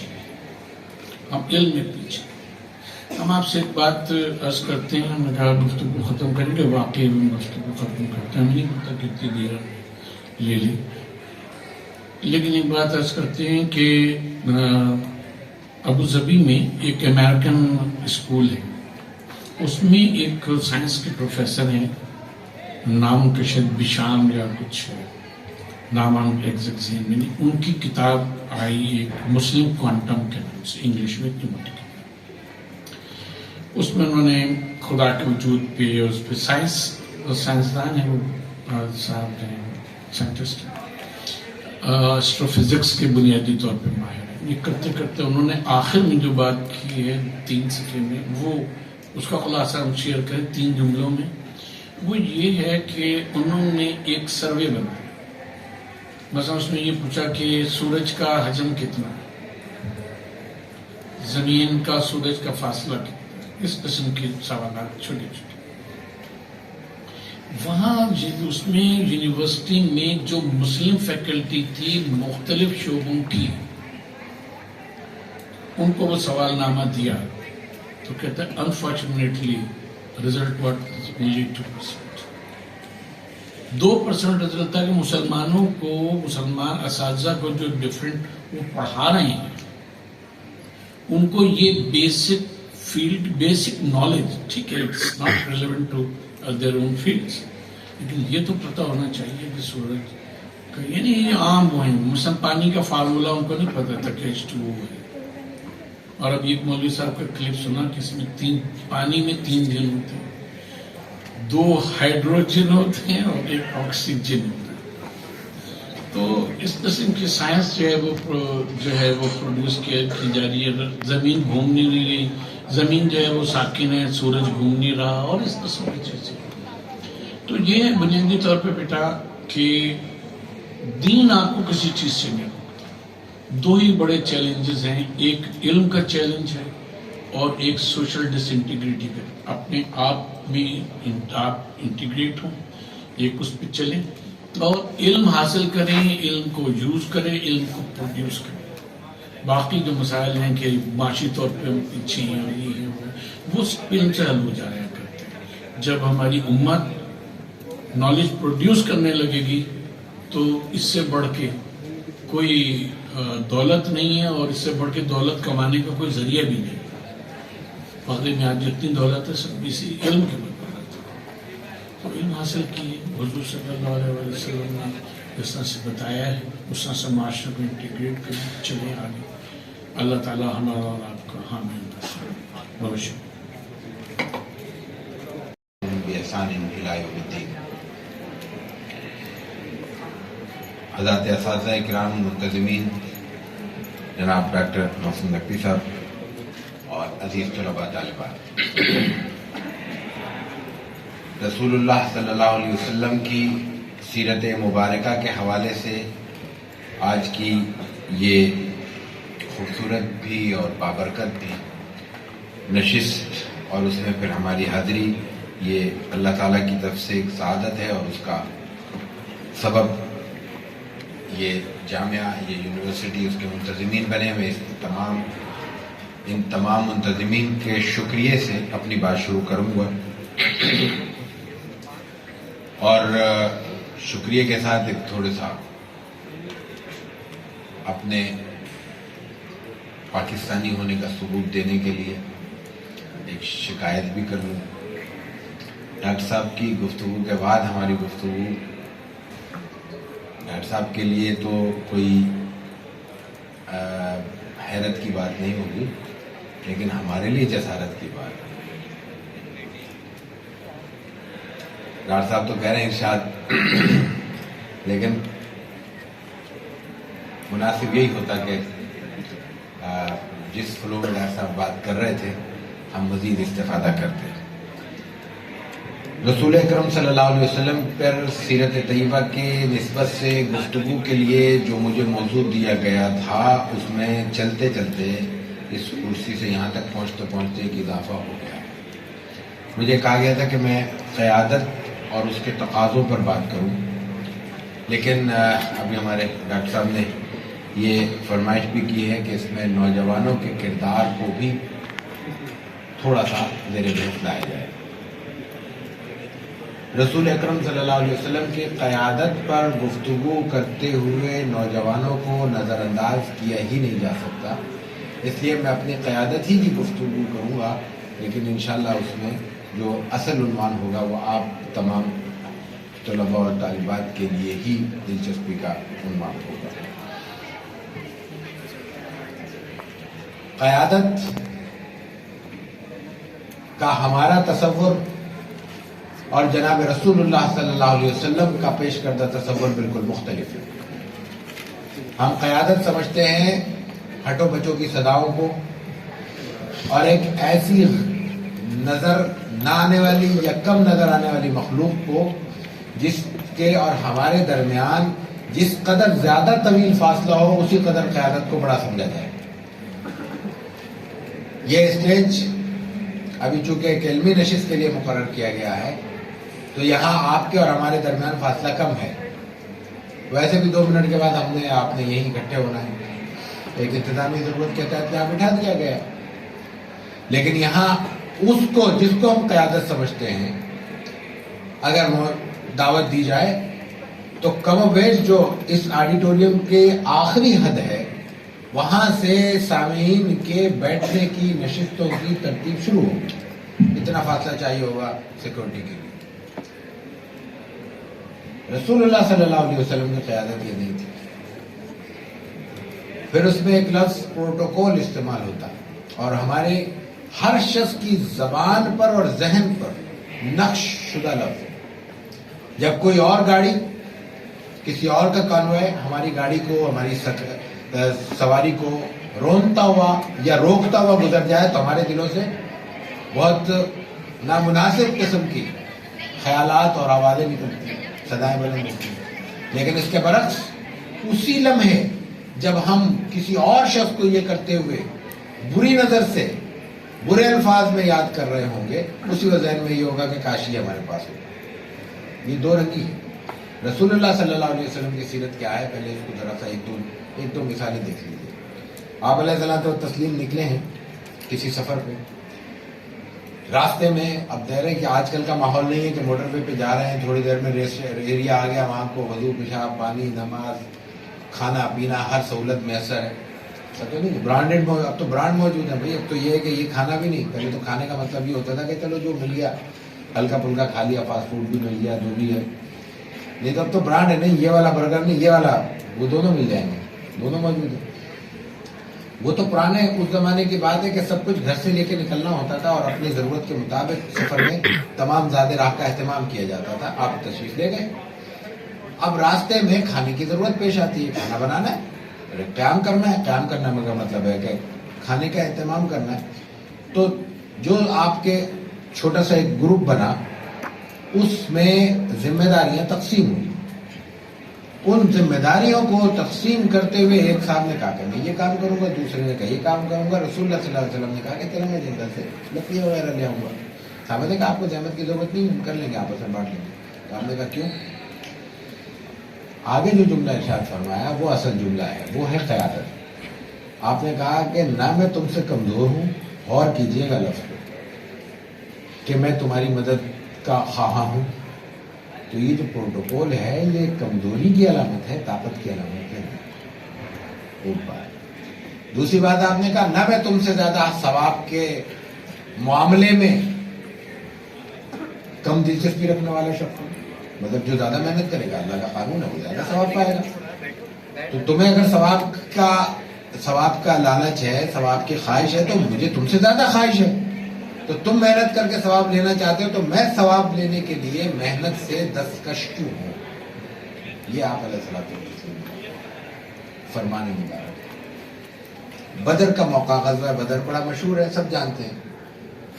اس کی تفصیلات ہم ہر سال دہراتے ہیں بار بار دہراتے ہیں کتابوں میں نصابوں میں چیزیں موجود ہیں. لیکن ایک واقعہ دیکھیے اس موقع پر ذرا عجلت میں نکلنا ہوا تھا. ایک قافلے کا علم ہوا اس کے لیے جانا پڑا تو وقت نہیں تھا کہ تیاری کی جا سکے. اس کی وجہ سے آپ کے اچھا ظاہر ہے کہ بالکل مدنی عہد کی بالکل ابتدا تھی دوسرا سال بھی نہیں ہوا تھا تو اس لیے وسائل بھی بہت زیادہ کم تھے. تو 313 کی تعداد سب کو یاد ہے لیکن 313 میں محض 70 اونٹ تھے. 313 افراد آج بھی جو فاصلہ ہے مکے سے تیز رفتار سڑک پہ گاڑی پہ سفر کریں 2 گھنٹے تقریباً 1.5 گھنٹہ لگ جاتا ہے. وہ سفر انہوں نے کیا ہے پیدل. کیوں؟ اس لیے کہ 313 کو سفر کے لیے جو سواریاں میسر تھیں وہ صرف دو گھوڑے تھے اور 70 اونٹ تھے. آپ علیہ الصلوۃ والتسلیم نے بھی اسی طرح ایک اونٹ پر 3 افراد کی تقسیم کی اور اس میں اپنے آپ کو شریک کیا جس طرح دوسرے صحابہ تقسیم کر رہے تھے. تصور کیجئے کہ ایک گروپ ہے اس میں رسول اللہ صلی اللہ علیہ وسلم قیادت کے منصب پر فائز ہیں. آپ کی نبوت آپ کا مقام آپ کے احترام آپ کے ساتھ محبت کا رشتہ وہ اپنی جگہ. آپ گھوڑا اپنے لیے خاص نہیں کر سکتے. وہ لفظ ذہن میں صحابہ اور صحابیات کو برا تو چھوڑے ان کے دل میں کوئی غلط خیال کمزور بات آ سکتی تھی. آپ نے نہیں لیا، اچھا اس کو چھوڑے. یہ واضح لفظ موجود ہے کہ جن 3 صحابہ میں وہ ایک اونٹ تقسیم ہوا، ان میں آپس میں فیصلہ کیا گیا. ان صحابہ نے کہا کہ آپ اس پہ صبر کریں، ہم اپنے حصے کا پیدا آپ کے حصے میں پیدل چلیں. نہیں پیدل نہیں، جس کا جتنا وقت بنتا ہے اتنا ہی ہوگا. یہ ہے رسول اللہ صلی اللہ علیہ وسلم کی قیادت. تو قیادت کا تصور درست کرنا چاہیے. قیادت دینے کا نام ہے، لینے کا نام نہیں ہے. جو معاشرے میں ہمیں دے رہا ہے اسے قیادت سمجھنا ہماری ذمہ داری ہے، اور جو ہم سے لے رہا ہے اس کو قائد نہ سمجھنا بھی ہمارا فرض ہے. رسول اللہ صلی اللہ علیہ وسلم کے ساتھ صحابہ کرام کی محبت کا بہت ذکر کیا جاتا ہے. صلح حدیبیہ کا نام آپ نے سنا ہوگا. رسول اللہ صلی اللہ علیہ وسلم سفر پہ نکلے ہیں عمرے کی غرض سے. مکے والوں نے آپ کو جب سے مدینے آئے تھے آپ ہجرت کر کے، اس وقت سے آپ کا جانا نہیں ہوا تھا، 5-6 سال ہو گئے تھے. مکے والوں نے آپ کو عمرہ کرنے کی اجازت نہیں دی. اس پہ ڈیڈ لاک ہوا تو مذاکرات شروع ہوئے. وہ مذاکرات شروع ہوئے، اس میں کیا ہوا وہ تفصیل ہمارا موضوع نہیں ہے. ان مذاکرات کے دوران مختلف حضرات کو مکے والوں نے مذاکرات کا حصہ بنایا تاکہ مسلمانوں پہ دباؤ بڑھایا جا سکے اور کوئی نتیجہ نکل سکے.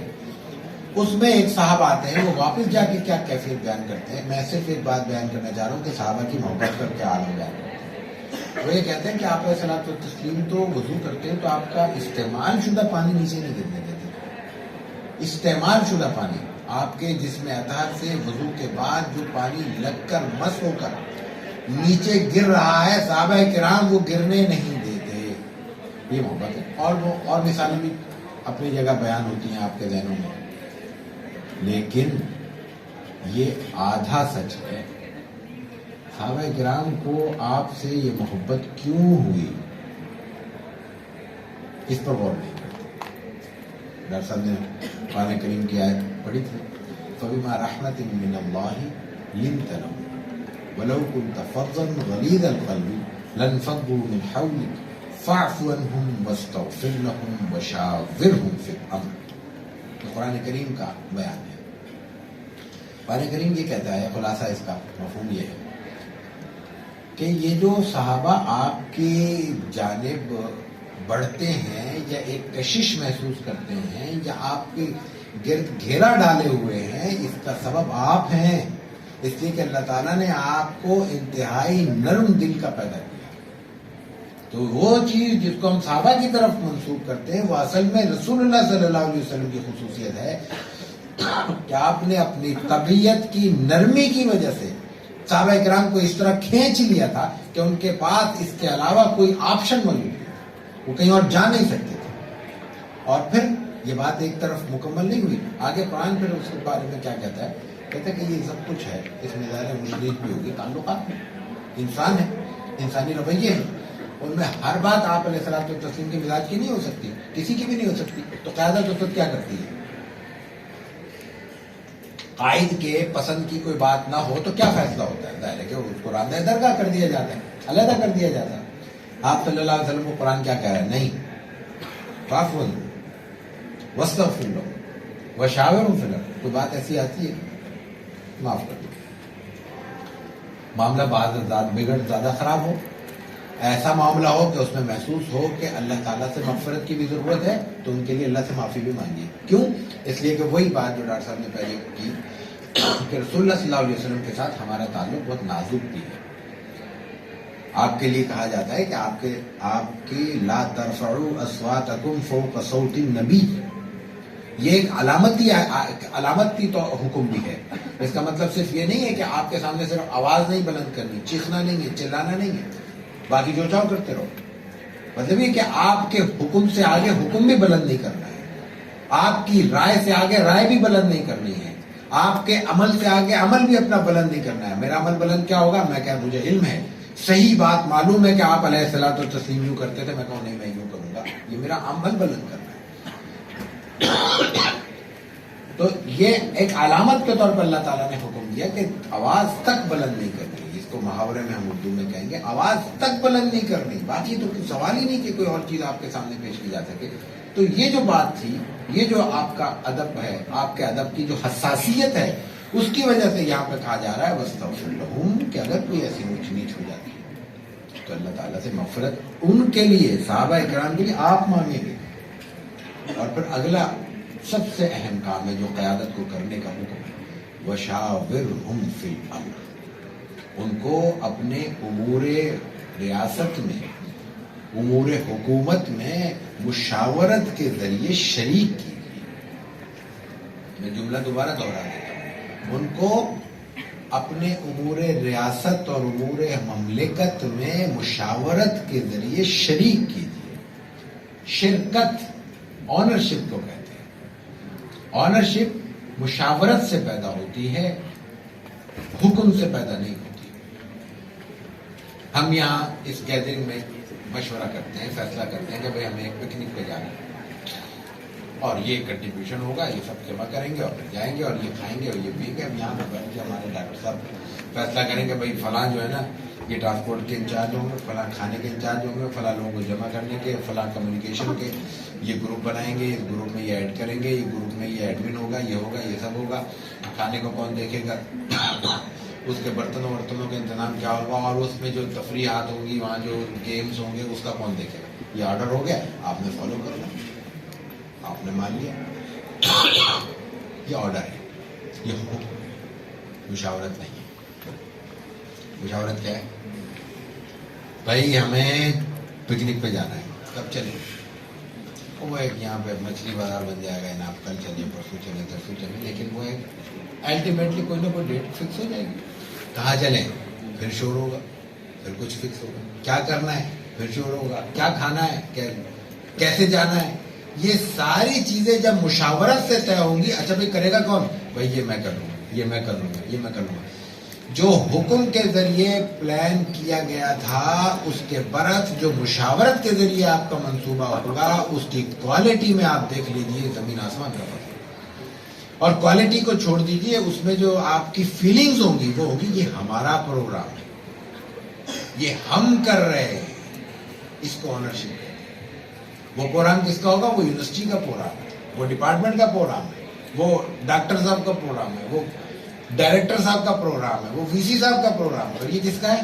یہ ہمارا پروگرام ہے.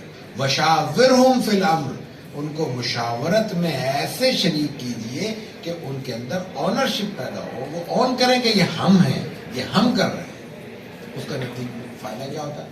ایک تو کوالٹی بہتر ہوگی، فیلنگز الگ آ گئی. دوسرا اس جنہوں نے کل آ کے یہاں آپ نے بیٹھنا ہے، یہ آپ کی جگہ ہے، یہاں بٹھانے کے لیے حوصلہ ان کو چاہیے. یہ آپ کو ہاتھ پکڑ کے آج بٹھائیں گے تو کل آپ ہم سے زیادہ اعتماد کے ساتھ یہاں کھڑے ہیں. یہ تھی رسول اللہ صلی اللہ علیہ وسلم کی اصل پالیسی. اب اس کی چند جھلکیاں. آپ نے یہ آنرشپ پیدا کیسے کی، ٹاسک کیسے کیا؟ دیکھیے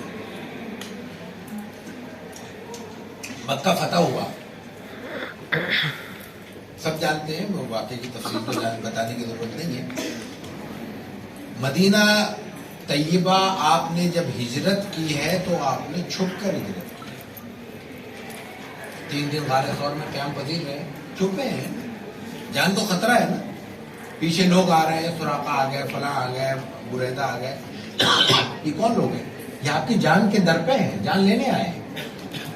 آج کی زبان میں کہتے ہیں ہم کہ مکے والوں نے، قریش نے رسول اللہ صلی اللہ علیہ وسلم کے سر کی قیمت لگائی تھی. 100 اونٹ لے لو، سر لے آؤ، یہ سر کی قیمت تھی. اس کے لالچ میں لوگ آ رہے ہیں، آپ چھپے ہوئے ہیں. اور چند برس کے بعد آپ مکے جاتے ہیں انہی لوگوں کے لیے جنہوں نے آپ کو چھپ کر بھاگنے پر، ہجرت کرنے پر مجبور کیا ہے. یہ لوگ آپ کے سامنے سر نیچے کیے ہوئے کھڑے ہیں، آپ معاف کر دیتے ہیں، غلط موضوع ہے. اس موقع پر ایک عجیب واقعہ پیش آتا ہے. ایک بچہ ہے، ینگ عمر جو ہے 15-18 سال سے بیان کی جاتی ہے، بچہ ہی ہوا. بچوں کی جو نیچر ہے اس کے مطابق رسول اللہ صلی اللہ علیہ وسلم نے مکہ فتح ہونے کے بعد بت وغیرہ صاف کر کے حضرت بلال کو اسی بیت اللہ پہ کھڑا کر کے اذان دلوائی جس بیت اللہ کی گلیوں میں، اطراف میں ان پر تشدد کیا جاتا تھا. اذان دے دی انہوں نے. ایک بچے نے اذان سن لی, اذان کی نقل شروع کر دی, کاپی کر لی. مسلمان نہیں ہے. آپ صلی اللہ علیہ وسلم کے کام میں بات کر گئی, آپ نے ان کو بلا لیا. اب وہ ڈرا ہوا سہما ہوا ہی آیا ہوگا نا کہ پتہ نہیں اب میرے ساتھ کیا ہوگا. ابو محذورہ نام ہے, صحابی ہے. رسول اللہ صلی اللہ علیہ وسلم نے کہا کیا کہہ رہے تھے, تھوڑا سا حوصلہ دیا. بچہ پہلے جھجکتا ہے, پھر جب تھوڑا سا اس کو شاباش دی جائے, تھپکی لگائی جائے تو وہ خوش ہو جاتا ہے. اس نے بیان کر دی, اذان دے دی, اس کی اذان درست کی. اور اس کے بعد مکے میں اس کو اذان دینے کا پابند بنا دیا مؤذن, کیونکہ بلال تو چلے گیا واپس مکے مدینہ. کرے گا کوئی؟ رسول اللہ صلی اللہ علیہ وسلم کی سنتوں میں ہمیں مسواک کا سائز ہی یاد ہے, باقی پوری زندگی کی سنتیں جو ہے نا وہ ہم بھولے ہوئے. یہ آپ کی سنت ہے کہ جو آپ کے سامنے ایک اجنبیت کے ساتھ آیا ہے, اس کو جب آپ سے رخصت ہو تو اپنائیت لے کر رخصت ہو. وہ جو غیر بن کے آپ کے سامنے آیا تھا, وہ جب آپ سے لوٹے تو وہ آپ کے دامن سے وابستہ ہو چکا ہو. آپ ڈانٹ دیتے, حق نہیں تھا ڈانٹنے کا, اذان کا مذاق اڑا رہا تھا. ہم ہوتے تو قتل بھی کر دیتے, ڈانٹنے سے چھوڑے. یہ ہے آپ کا. اور کیا عمر تھی ان کی؟ میں نے کہا بچے تھے, نوجوان بھی نہیں, نوجوان کیلیبر. اور سنیں, اتنی خطرناک صورتحال میں مکہ فتح ہوا ہے.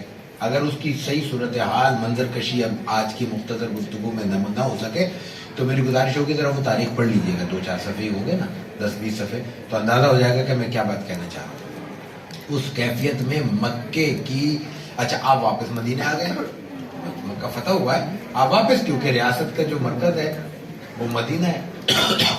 اس وقت آپ علیہ الصلوۃ والتسلیم نے مکے میں اپنا نائب کس کو مقرر کیا ہے؟ ابو بکر صدیق کو کرتے نا, عمر فاروق کو کرتے, عثمان غنی کو کرتے, علی بن مرتضیٰ کو کرتے, خالد بن ولید کو کرتے, عبد الرحمن بن عوف کو کرتے, کسی کو تو کرتے. کس کو کیا ہے؟ عتاب بن اسید کو. وہ کون ہے؟ 10-20-21 سال کے نوجوان. اتنی حساس جگہ پر, اتنے حساس حالات میں ایک نوجوان کو آپ نے ٹاسک دیا کیسے؟ کیوں دیا؟ سوچنے کا تو مقام ہے.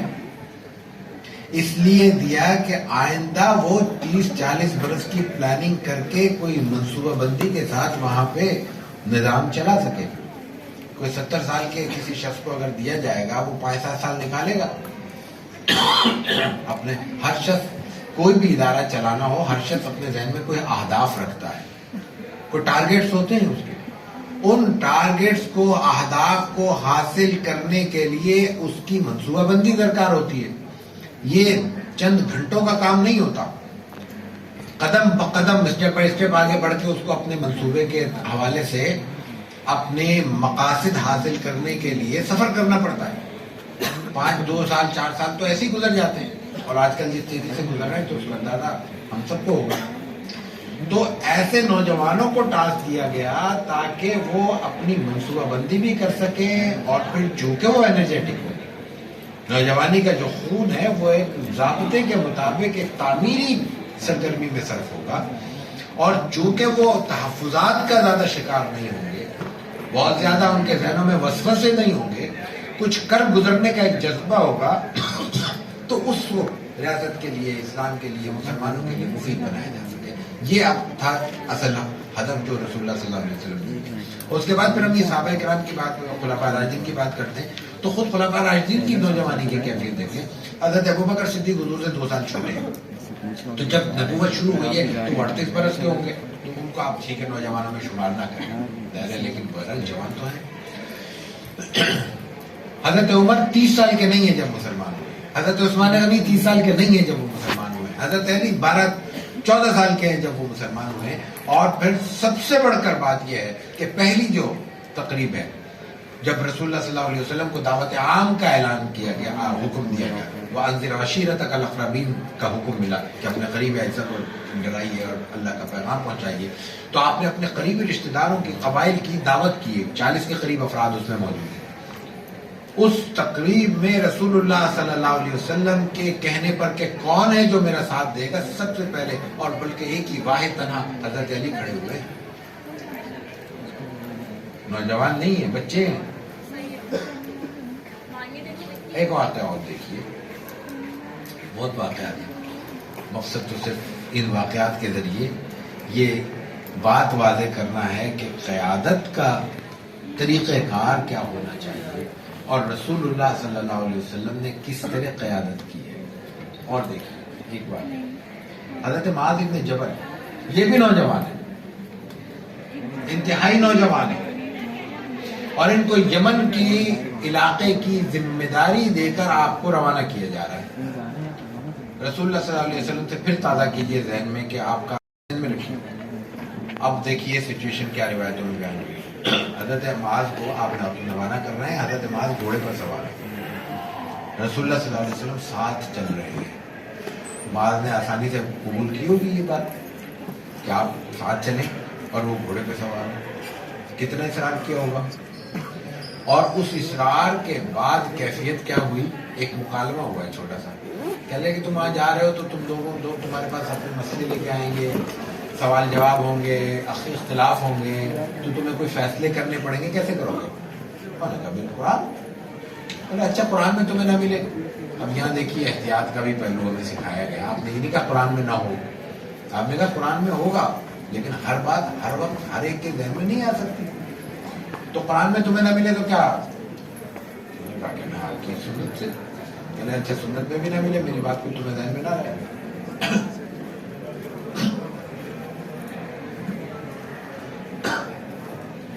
تو انہوں نے کہا اجتہدوا برأیی، میں پھر اپنی رائے سے فیصلہ کروں.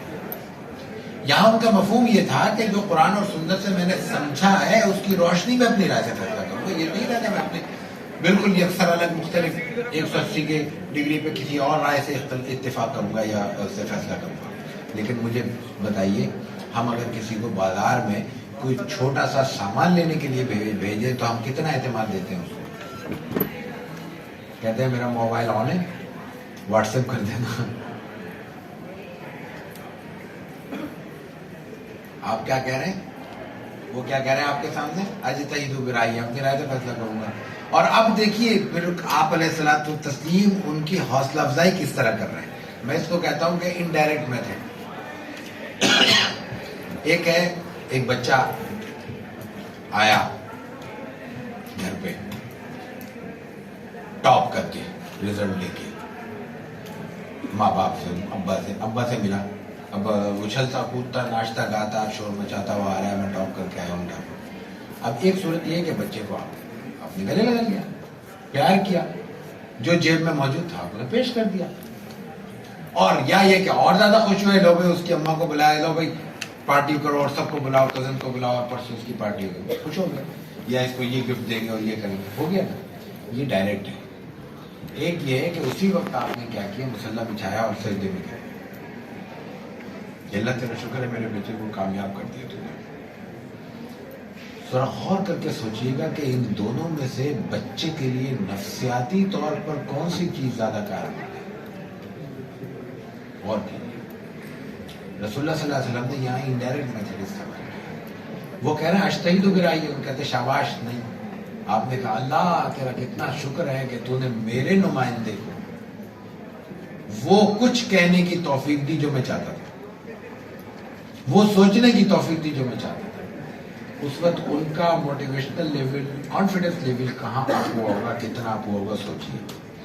اور اس کیفیت میں رسول اللہ صلی اللہ علیہ وسلم نے ان کو سواری پہ سوار کر کے جب مدینے سے رخصت کیا ہوگا، دنیا کی کسی قوت میں اتنی طاقت ہوگی کہ وہ ان کی آنکھوں میں آنکھیں ڈال کے ان سے کوئی غلط فیصلہ کروا سکے، جس کے پیچھے رسول اللہ صلی اللہ علیہ وسلم کی یہ پشت پناہی ہوگی اور پیٹھ پر شاباش کا ہاتھ ہوگا.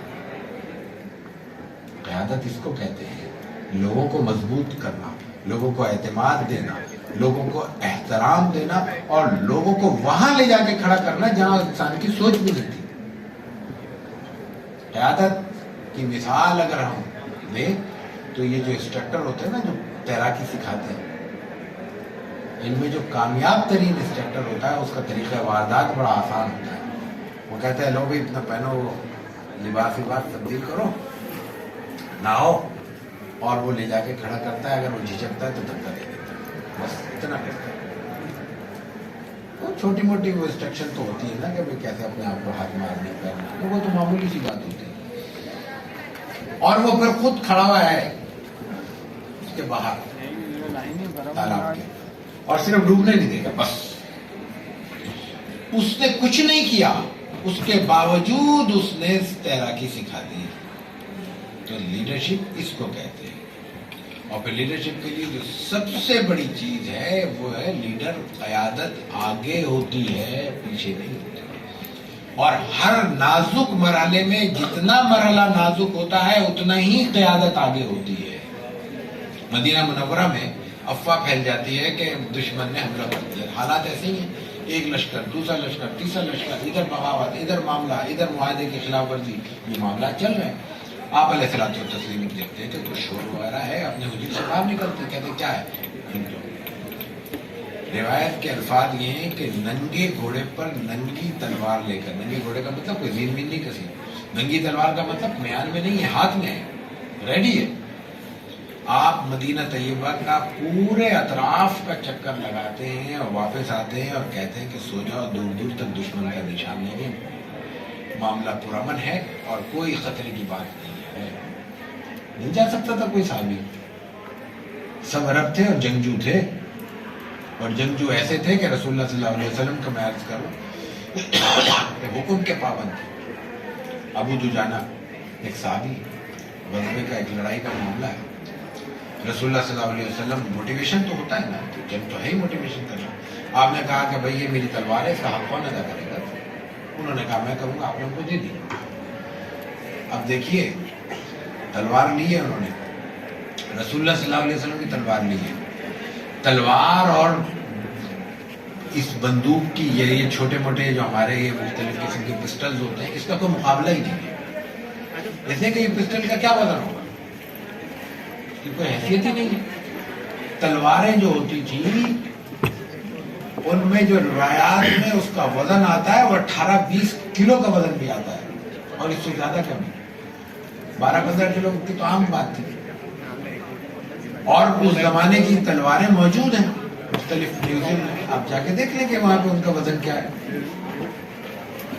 ایک شخص تصور کیجئے, لڑائی کا موقع ہے, دو بدو لڑائی ہے, آمنے سامنے لوگ لڑ رہے ہیں, اس کیفیت میں ایک آدمی کے ہاتھ میں 15 کلو کی, 12 کلو کی, 10 کلو کی لگا لیں تلوار ہے, اس تلوار کو سنبھالنا اور ایک جذبے سے سامنے والے کے سینے میں گھونپنا یا اس کا گردن اڑانا, اس کے لیے کتنا حرارت چاہیے, کتنا خون چاہیے. یہ جذبہ پورا عروج پر ہے. تلوار کے نیچے ایک شخص آ جاتا ہے. اس دو بدو لڑائی میں کیفیت یہ ہوتی تھی کہ انسان اپنے آپ کو تحفظ فراہم کرنے کے لیے مختلف چیزوں کا استعمال کیا کرتا تھا. اس میں سر پہ خود ہوتا تھا, جسم پہ زرہ ہوتی تھی, یہ سب لوہے کے ہوتے تھے, یعنی پورا اوپر سے نیچے تک انسان آہن پوش نظر آتا تھا, لوہا پہنا ہوا. تو اس میں پتہ نہیں چلتا تھا کہ یہ کون ہے, مرد ہے عورت ہے, یہ بھی اندازہ نہیں ہوتا تھا. انہوں نے تلوار اٹھائی, بندہ سامنے آ گیا, دشمن ہے, لڑنے آیا ہے, وہ مارنے آیا ہے. ان کی تلوار اٹھ گئی. تلوار وہ ہے جو رسول اللہ صلی اللہ علیہ وسلم نے دی ہے, اعزاز کے ساتھ دی ہے, آواز نکلی اوپر چڑھا تھا. اس کیفیت میں وہ 12, 15, 18 کلو کی تلوار ان کے ہاتھ سے رک جاتی ہے. تلوار مارنا کمال نہیں ہے, مارتے مارتے تلوار کو روک دینا. روکتے کس بات پر, کس بات پر روکتے؟ وہ کہتے ہیں کہ یہ اللہ کے رسول صلی اللہ علیہ وسلم نے مجھے تلوار دی تھی, یہ تلوار کسی عورت پہ نہیں اٹھ سکتی. اور وہ واقعہ تو حضرت علی المرتضیٰ رضی اللہ تعالیٰ عنہ کا مشہور, یہ سب جانتے ہیں کہ جب کسی دشمن نے ان کے منہ پہ تھوک دیا تو انہوں نے اس گردن اڑاتے اڑاتے پیچھے ہٹ گئے کہ اب میرا ذات کا معاملہ شروع ہو گیا ہے, میری ذات اس میں شامل ہو گئی, اب اگر ماروں گا تو شاید میں اپنا بدلہ لینے کے لیے ماروں, اللہ کے لیے جو اخلاص کے ساتھ اللہ کے کلمے کی بلندی کے لیے جو میں لڑ رہا تھا, شاید اس میں رکاوٹ آ گئی. تو رسول اللہ صلی اللہ علیہ وسلم نے قیادت کے ذریعے ہمیں ایثار سکھایا. اپنی ذات کو آگے رکھ کے قربانی دینے کا رویہ سکھایا ہے، اور سب سے بڑھ کر ہمیں یہ پیغام دیا ہے کہ قیادت دینے کا نام ہے، لینے کا نام ہے۔ اللہ تعالیٰ ہمیں عمل کی توفیق عطا فرمائے۔ وآخر دعوانا الحمدللہ۔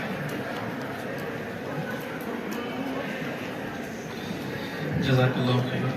میں ڈاکٹر صاحب کو بہت مشکور ہوں کہ انہوں نے بہت ہی پرمغز اور بہت ہی بہترین انداز پر اول کو ایکسپلیسٹلی کوئی خوشی منائی ہو، یا ایون آپ صلی اللہ علیہ وسلم نے بھی بولا ہو کہ 12 ربیع الاول کو مجھے 2 درود کال پڑھ لیا کریں، یعنی آپ صلی اللہ علیہ وسلم نے ہر جگہ درود پڑھنے کا کہا ہے۔ اور جہاں تک سیلیبریٹ کی بات ہے تو سر یہ تو ہم لوگوں کو پورا سال نہیں کرنا چاہیے، لائک ایک اسپیسیفک مہینہ اور پھر ایک اسپیسیفک ڈے، اینڈ دین اس کے بعد ہم لوگوں کو یہ بھی ملتا ہے کہ آپ صلی اللہ علیہ وسلم نے ہمیں کپڑے پہننے کے طریقہ بتایا، جوتے پہننے کا طریقہ بتایا۔ سو لائک اس ڈے کو اگر وہ سیلیبریٹ کرنے کا کیسے یعنی نعوذ باللہ بلا سکتے ہیں؟ تو اس کے جواب میں ڈاکٹر صاحب دیں گے، مجھ سے باتیں ہمیں سے نہیں پوچھی۔ دوسری چیز یہ ہے کہ آپ جسے کوئی بھی بچہ کوئی سوال کرے تو وہ یہ کہے کہ اس کا سوال کس سے ہے، ہم سے یا ڈاکٹر صاحب سے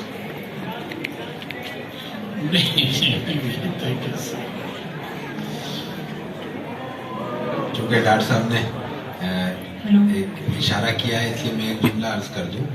دیکھیں یہ 2 چیزیں بالکل الگ الگ ہیں، ایک ہے کہ کیا ہو رہا ہے، ایک ہے کیا ہونا چاہیے، اور اس میں پھر آئیڈیل کیا ہے، اور اس میں نیچے جا کے رخصت کے طور پر ہم کیا کر سکتے ہیں۔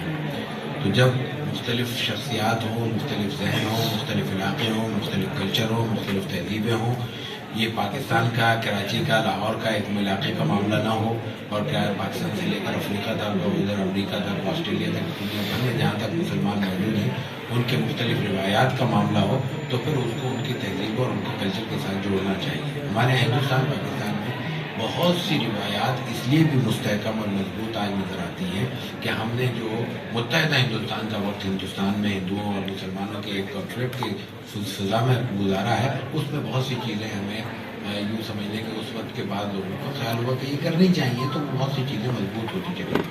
اب اس میں جو مضرت کا پہلو ہے، جس میں کوئی شریعت کا نقصان ہے یا انسانوں کا نقصان ہے، اس سے اعتراض کرنا چاہیے۔ ہمیں تعلیمی ادارے میں ہمیں معلوم ہے کہ ہماری کیا ضرورت ہے۔ اگر ہمارے راستوں میں رکاوٹ بنتی ہے یا ہمارے رویوں میں رکاوٹ آتی ہے کہ ایک دوسرے سے اسی موضوع پہ کہ جہاں جو رسول اللہ صلی اللہ علیہ وسلم کا مقام تھا لوگوں کو جوڑنے کا، جس پہ ہم بات کر رہے ہیں کہ لوگوں کو اکٹھا کرنا ہے، اور اسی میں آپ ہی کی ذات کی اور آپ ہی کی ولادت اور وفات کی بنیاد پہ لوگوں کو ہم توڑنا شروع کر دیں، اور ان میں جو 10 طرح کے ہمارے ڈویژنز موجود ہیں اس میں ایک اور اضافہ کر دیں، تو یہ رویہ بھی تو درست نہیں ہوگا۔ تو اس کو تہذیبی طور پر بھی دیکھنا چاہیے، اور اس میں جو اتفاق کے پہلو ہیں ان کو حاصل کرنا چاہیے، اختلاف کے پہلو ہیں کچھ برداشت کرنے چاہیے، کوئی لوگوں کو سمجھانا چاہیے۔ امید ہے کہ ان کی مسائل انشاءاللہ۔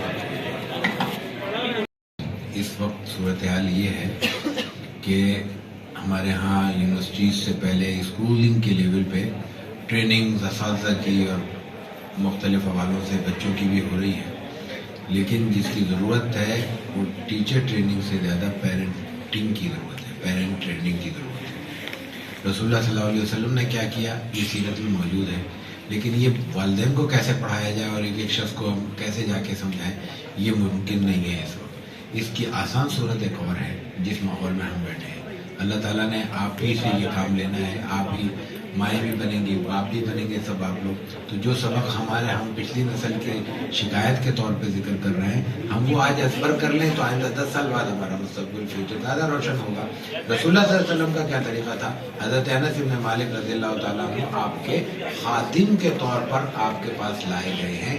ان کی والدہ محترمہ نے آپ کو دیا ہے کہ یہ جاؤ تم حضور کی خدمت کرو، اور مقصد یہ تھا کہ وہ خدمت کا ثواب بھی حاصل کریں اور آپ کے ساتھ رہ کر کچھ سعادتیں بھی سمیٹیں اور اپنا کردار بھی بلند کریں۔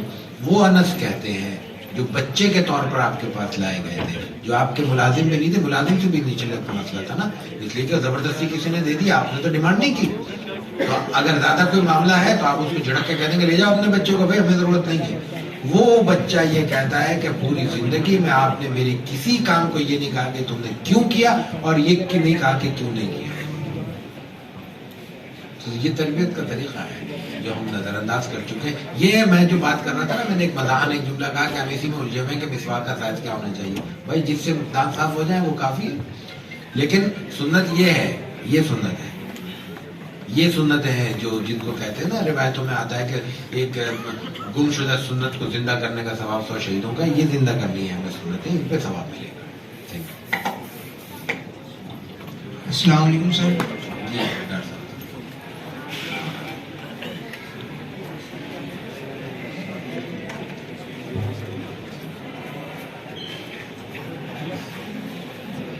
شاید ہماری گفتگو اچھی نہیں لگتی, اس کو تو بار بار ریفیوز کرتا ہے. مجھے اس میں ایک بات ہے, سوچے تھے کہ پروین شاکر کا مصرع پڑھیں گے کہ بات تو ٹھیک ہے, بات ہے رسوائی. بات یہ ہے کہ جو اس وقت کی مائیں ہیں, انہیں ہم اس کو اگر لگا لیں گے 30 سال کی بچیاں لے لیں, 35 سال کی بچیاں لے لیں, جو اب 1-2 بچوں کی خود والدہ ہیں. بنیادی طور کے اوپر اس زمانے میں ہمارے درمیان ایک کہنا چاہیے کہ کلچرل اور اکنامک گیپ آیا ہے. اچھا, وہ گیپ ایسا ہے کہ جس کو لوگوں نے, عوام نے, لوگوں نے ریئلائز نہیں کیا, نہ ٹیچرز نے ریئلائز کیا, نہ پیرنٹس نے ریئلائز کیا. اور وہ گیپ یہ آیا کہ جب مشرقی پاکستان ہم سے علیحدہ ہو گیا تو اس وقت پھر جو مغربی پاکستان یا پاکستان جوہری رہ گیا, اس میں بڑے کرائسس آئے. اس میں سے ایک کرائسس یہ تھا کہ بہت سن کے جو پیرنٹس تھے, خاص طور پہ والد, وہ کسی نہ کسی پروفیشن سے تعلق رکھنے کی وجہ سے ملک سے باہر چلے, اور پوری ذمہ داری جو تھی وہ ماں کی. دوسری بات یہ ہوئی کہ جو تعلیم یافتہ طبقہ تھا, جو کالج میں, اسکول میں پڑھا رہا تھا, اس کی تنخواہ تو 5,000 زیادہ سے زیادہ 2,000-3,000 تو یہ تھی. اور جو اسکل تھا جس کو ماں باپ کہتے تھے کہ یہ تو ناکارہ نکل گیا, اس کو کوئی اسکل سکھا دیا, تو ووکیشنل ٹریننگ پہ چلا گیا, وہ باہر چلا گیا, وہاں سے اتنا زیادہ پیسے بھیجنے شروع کر دیے. اس طرح سے ایک اکنامک جو ہونا چاہیے اور ایجوکیشنل گیپ ہونا چاہیے وہ آ گیا. کہ بھی مسئلہ یہ پیدا ہوا کہ جو کم پڑھا لکھا تھا, جس کو کوئی وہ نہیں کرتا تھا, یا غلط تھا لیکن معاشرے میں اتنی عزت نہیں تھی اس کی, وہ اس کے گھر تو سارے نئی چیزیں آ گئیں, ٹی وی بھی آ گیا, بائکس بھی آ گئیں, یہ بھی ہو گیا, وہ بھی ہو گیا. یہ صاحب جو اسسٹنٹ پروفیسر صاحب تھے, ان کے پاس اپنی بائک بھی نہیں تھی, یہ مرغا بن کے اس میں کہنا چاہیے جایا کرتے تھے منی بس. تو اگلا سوال یہ پیدا ہوا کہ یہ گیپ جو ہے اس کو پورا کیسے کیا جائے. اس سوال کو کسی نے نہیں سوچا. یہ ہماری سوسائٹی جو ہے وہ ایک امبیلنس سوسائٹی کے طور کے اوپر, جہاں ایجوکیشن جو ہے وہ پھر سفر ہے کہ ایجوکیشن کتنا اوپر آپ کو ترقی کے اوپر لے کے جا سکتی ہے, اور اسکلس جو ہیں مختلف قسم کے وہ آپ کو کیسے اوپر لے کے جا سکتے ہیں. اس کی وجہ سے ایجوکیشن ایز سچ اس کے اوپر کمپرومائز کر کے ڈگری کو اہمیت دی جانے لگی. ڈگری ہے تو آپ کا پروموشن ہوگا, ڈگری ہے تو یہ ہوگا, چاہے نالج ہے یہ نہیں. ٹھیک ہے, تو بچیاں بھی جو اس دور میں پھر پلی بڑھی وہ ہوئیں, تو ایک اور پھر وہ آگے ظاہر کہ مدرس بنی, پھر وہ فادرس بنے دونوں جینڈرز میں. تو ان کے درمیان یہ جو سوشل, اکنامک اور یہ سب گیپس آئے ہیں نا, اس کو ہماری سوشل انجینئرنگ میں, سیاست میں کبھی بھی فل کرنے کی کوشش ہی نہیں کی. تو اب آج کا بچہ جس طرف نشاندہی کریں, خود ماں کو نہیں پتا ہے. ہماری ایجوکیشن کا یہ حال ہے کہ بچی نے مثلا انٹر کیا, انہوں نے کہا کہ اب تمہیں کتنے دن کی چھٹیاں ہیں, انہوں نے کہا کہ ایسا ہے کہ 3-4 مہینے میں تو آئے گا وہ. انہوں نے کہا یہ سامنے اسکول کھلا ہوا ہے نا, فروویل اسکول, انگلش نام ہے, یہاں چلی جاؤ. اس نے سینڈل پہنی, اگلی صبح تیار ہو کے وہاں چلی گئی, 2,000 روپے پہ 3,000 روپے پہ پڑھانا شروع کر دیا. تو ایجوکیشن سفر میں सोशल स्टेटस सफर हुआ, ठीक है। उसकी वजह से जो कंस्ट्रक्टिव थिंकिंग होनी चाहिए माओं की और पेरेंट्स की, वो सारी सफर हुई। अब ये इस तरह से नहीं जाएगा, इसके लिए सोशल इंजीनियरिंग की जरूरत है कि हम सोचें कि हमारे सोशल फैब्रिक में कहाँ कहाँ गैप है। जैसे कपड़ा कहीं से टसक जाता था ना, उसको रफू करवाया करते थे। अब तो खैर माशाल्लाह सबके पास पैसा उठा के फेंक देते, दूसरा ले लेते। लेकिन सोशल उसमें फैब्रिक में अगर ऐसी सूरत पैदा हो जाए तो थिंकर्स होते हैं कि जो बैठकर जो सोचते हैं कि इस फैब्रिक को, सोशल फैब्रिक को दोबारा कैसे ठीक किया जाए, ताकि हमारी जो मुख्तलिफ क्लासेस हैं उनमें जो गैप है, क्लास गैप है और उसका स्ट्रगल है एक दूसरे के खिलाफ, उसको कैसे मेकअप किया जाए। यहाँ सूरत हाल ये है, हम अपना वाक़या बताते हैं। हम 4 प्रोफेसर यहाँ से इस्लामाबाद जा रहे थे, डॉक्टर साहब, हम 4 प्रोफेसर यहाँ से इस्लामाबाद जा रहे थे एक गवर्नमेंट की मीटिंग में। PIA के काउंटर पे जब गए तो उन्होंने कहा जनाब आप लोगों की तो सीट्स ही नहीं है। उन्होंने कहा भाई 2 दिन पहले इस्लामाबाद से गवर्नमेंट का ये हमारे पास टिकट्स आए हुए हैं और PIA के टिकट्स हैं। उन्होंने कहा नहीं जनाब ये होता है, फ्लाइट्स कैंसिल हो जाते हैं, क्यों देंगे, जिस बताना चाह रहे हैं बेटा। उन्होंने कहा असल में ऐसा है कि अब आपको बता ही देते हैं कि प्रेसिडेंट साहब जो हैं उस वक्त जरदारी साहब थे। प्रेसिडेंट साहब ने क्रिकेट टीम जो है जो जीत के आई है उसको बुलाया है, तो 18 से 20 सीट्स जो हैं वो उसको चली गई हैं। तो आप ठीक है प्रोफेसर से बहुत एहतराम है आपका, लेकिन अब आप ट्रेवल नहीं करेंगे, वो खिलाड़ी ट्रेवल करेंगे। तो जहां इसे कहते हैं, कहना चाहिए कि हमारे वहां प्रायोरिटीज जो हैं वो इस तरह से तब्दील हो जाएं। अभी 2 दिन पहले जैसे असातिज़ा पे लाठी चार्ज किया, जैसे बालों से पकड़ के, in Europe you can't even imagine कि किसी टीचर के साथ जैसा सुनो। तो वहां आप किस उसकी बात करें। ये तो पूरा सोशल फैब्रिक हमको इसको चेंज करना पड़ेगा, उसको ठीक करना पड़ेगा। जैसा डॉक्टर साहब ने कहा, उसको नबी पाक सल्लल्लाहु अलैहि वसल्लम, इस्लाम की तालीमात और फिर जो दुनिया में जो कुछ कहना चाहिए चीज होती है, इसको हम कहते हैं स्पिरिट ऑफ टाइम, रूए असर। रूए असर इस वक्त क्या है, ये हमारे माशरे में नहीं।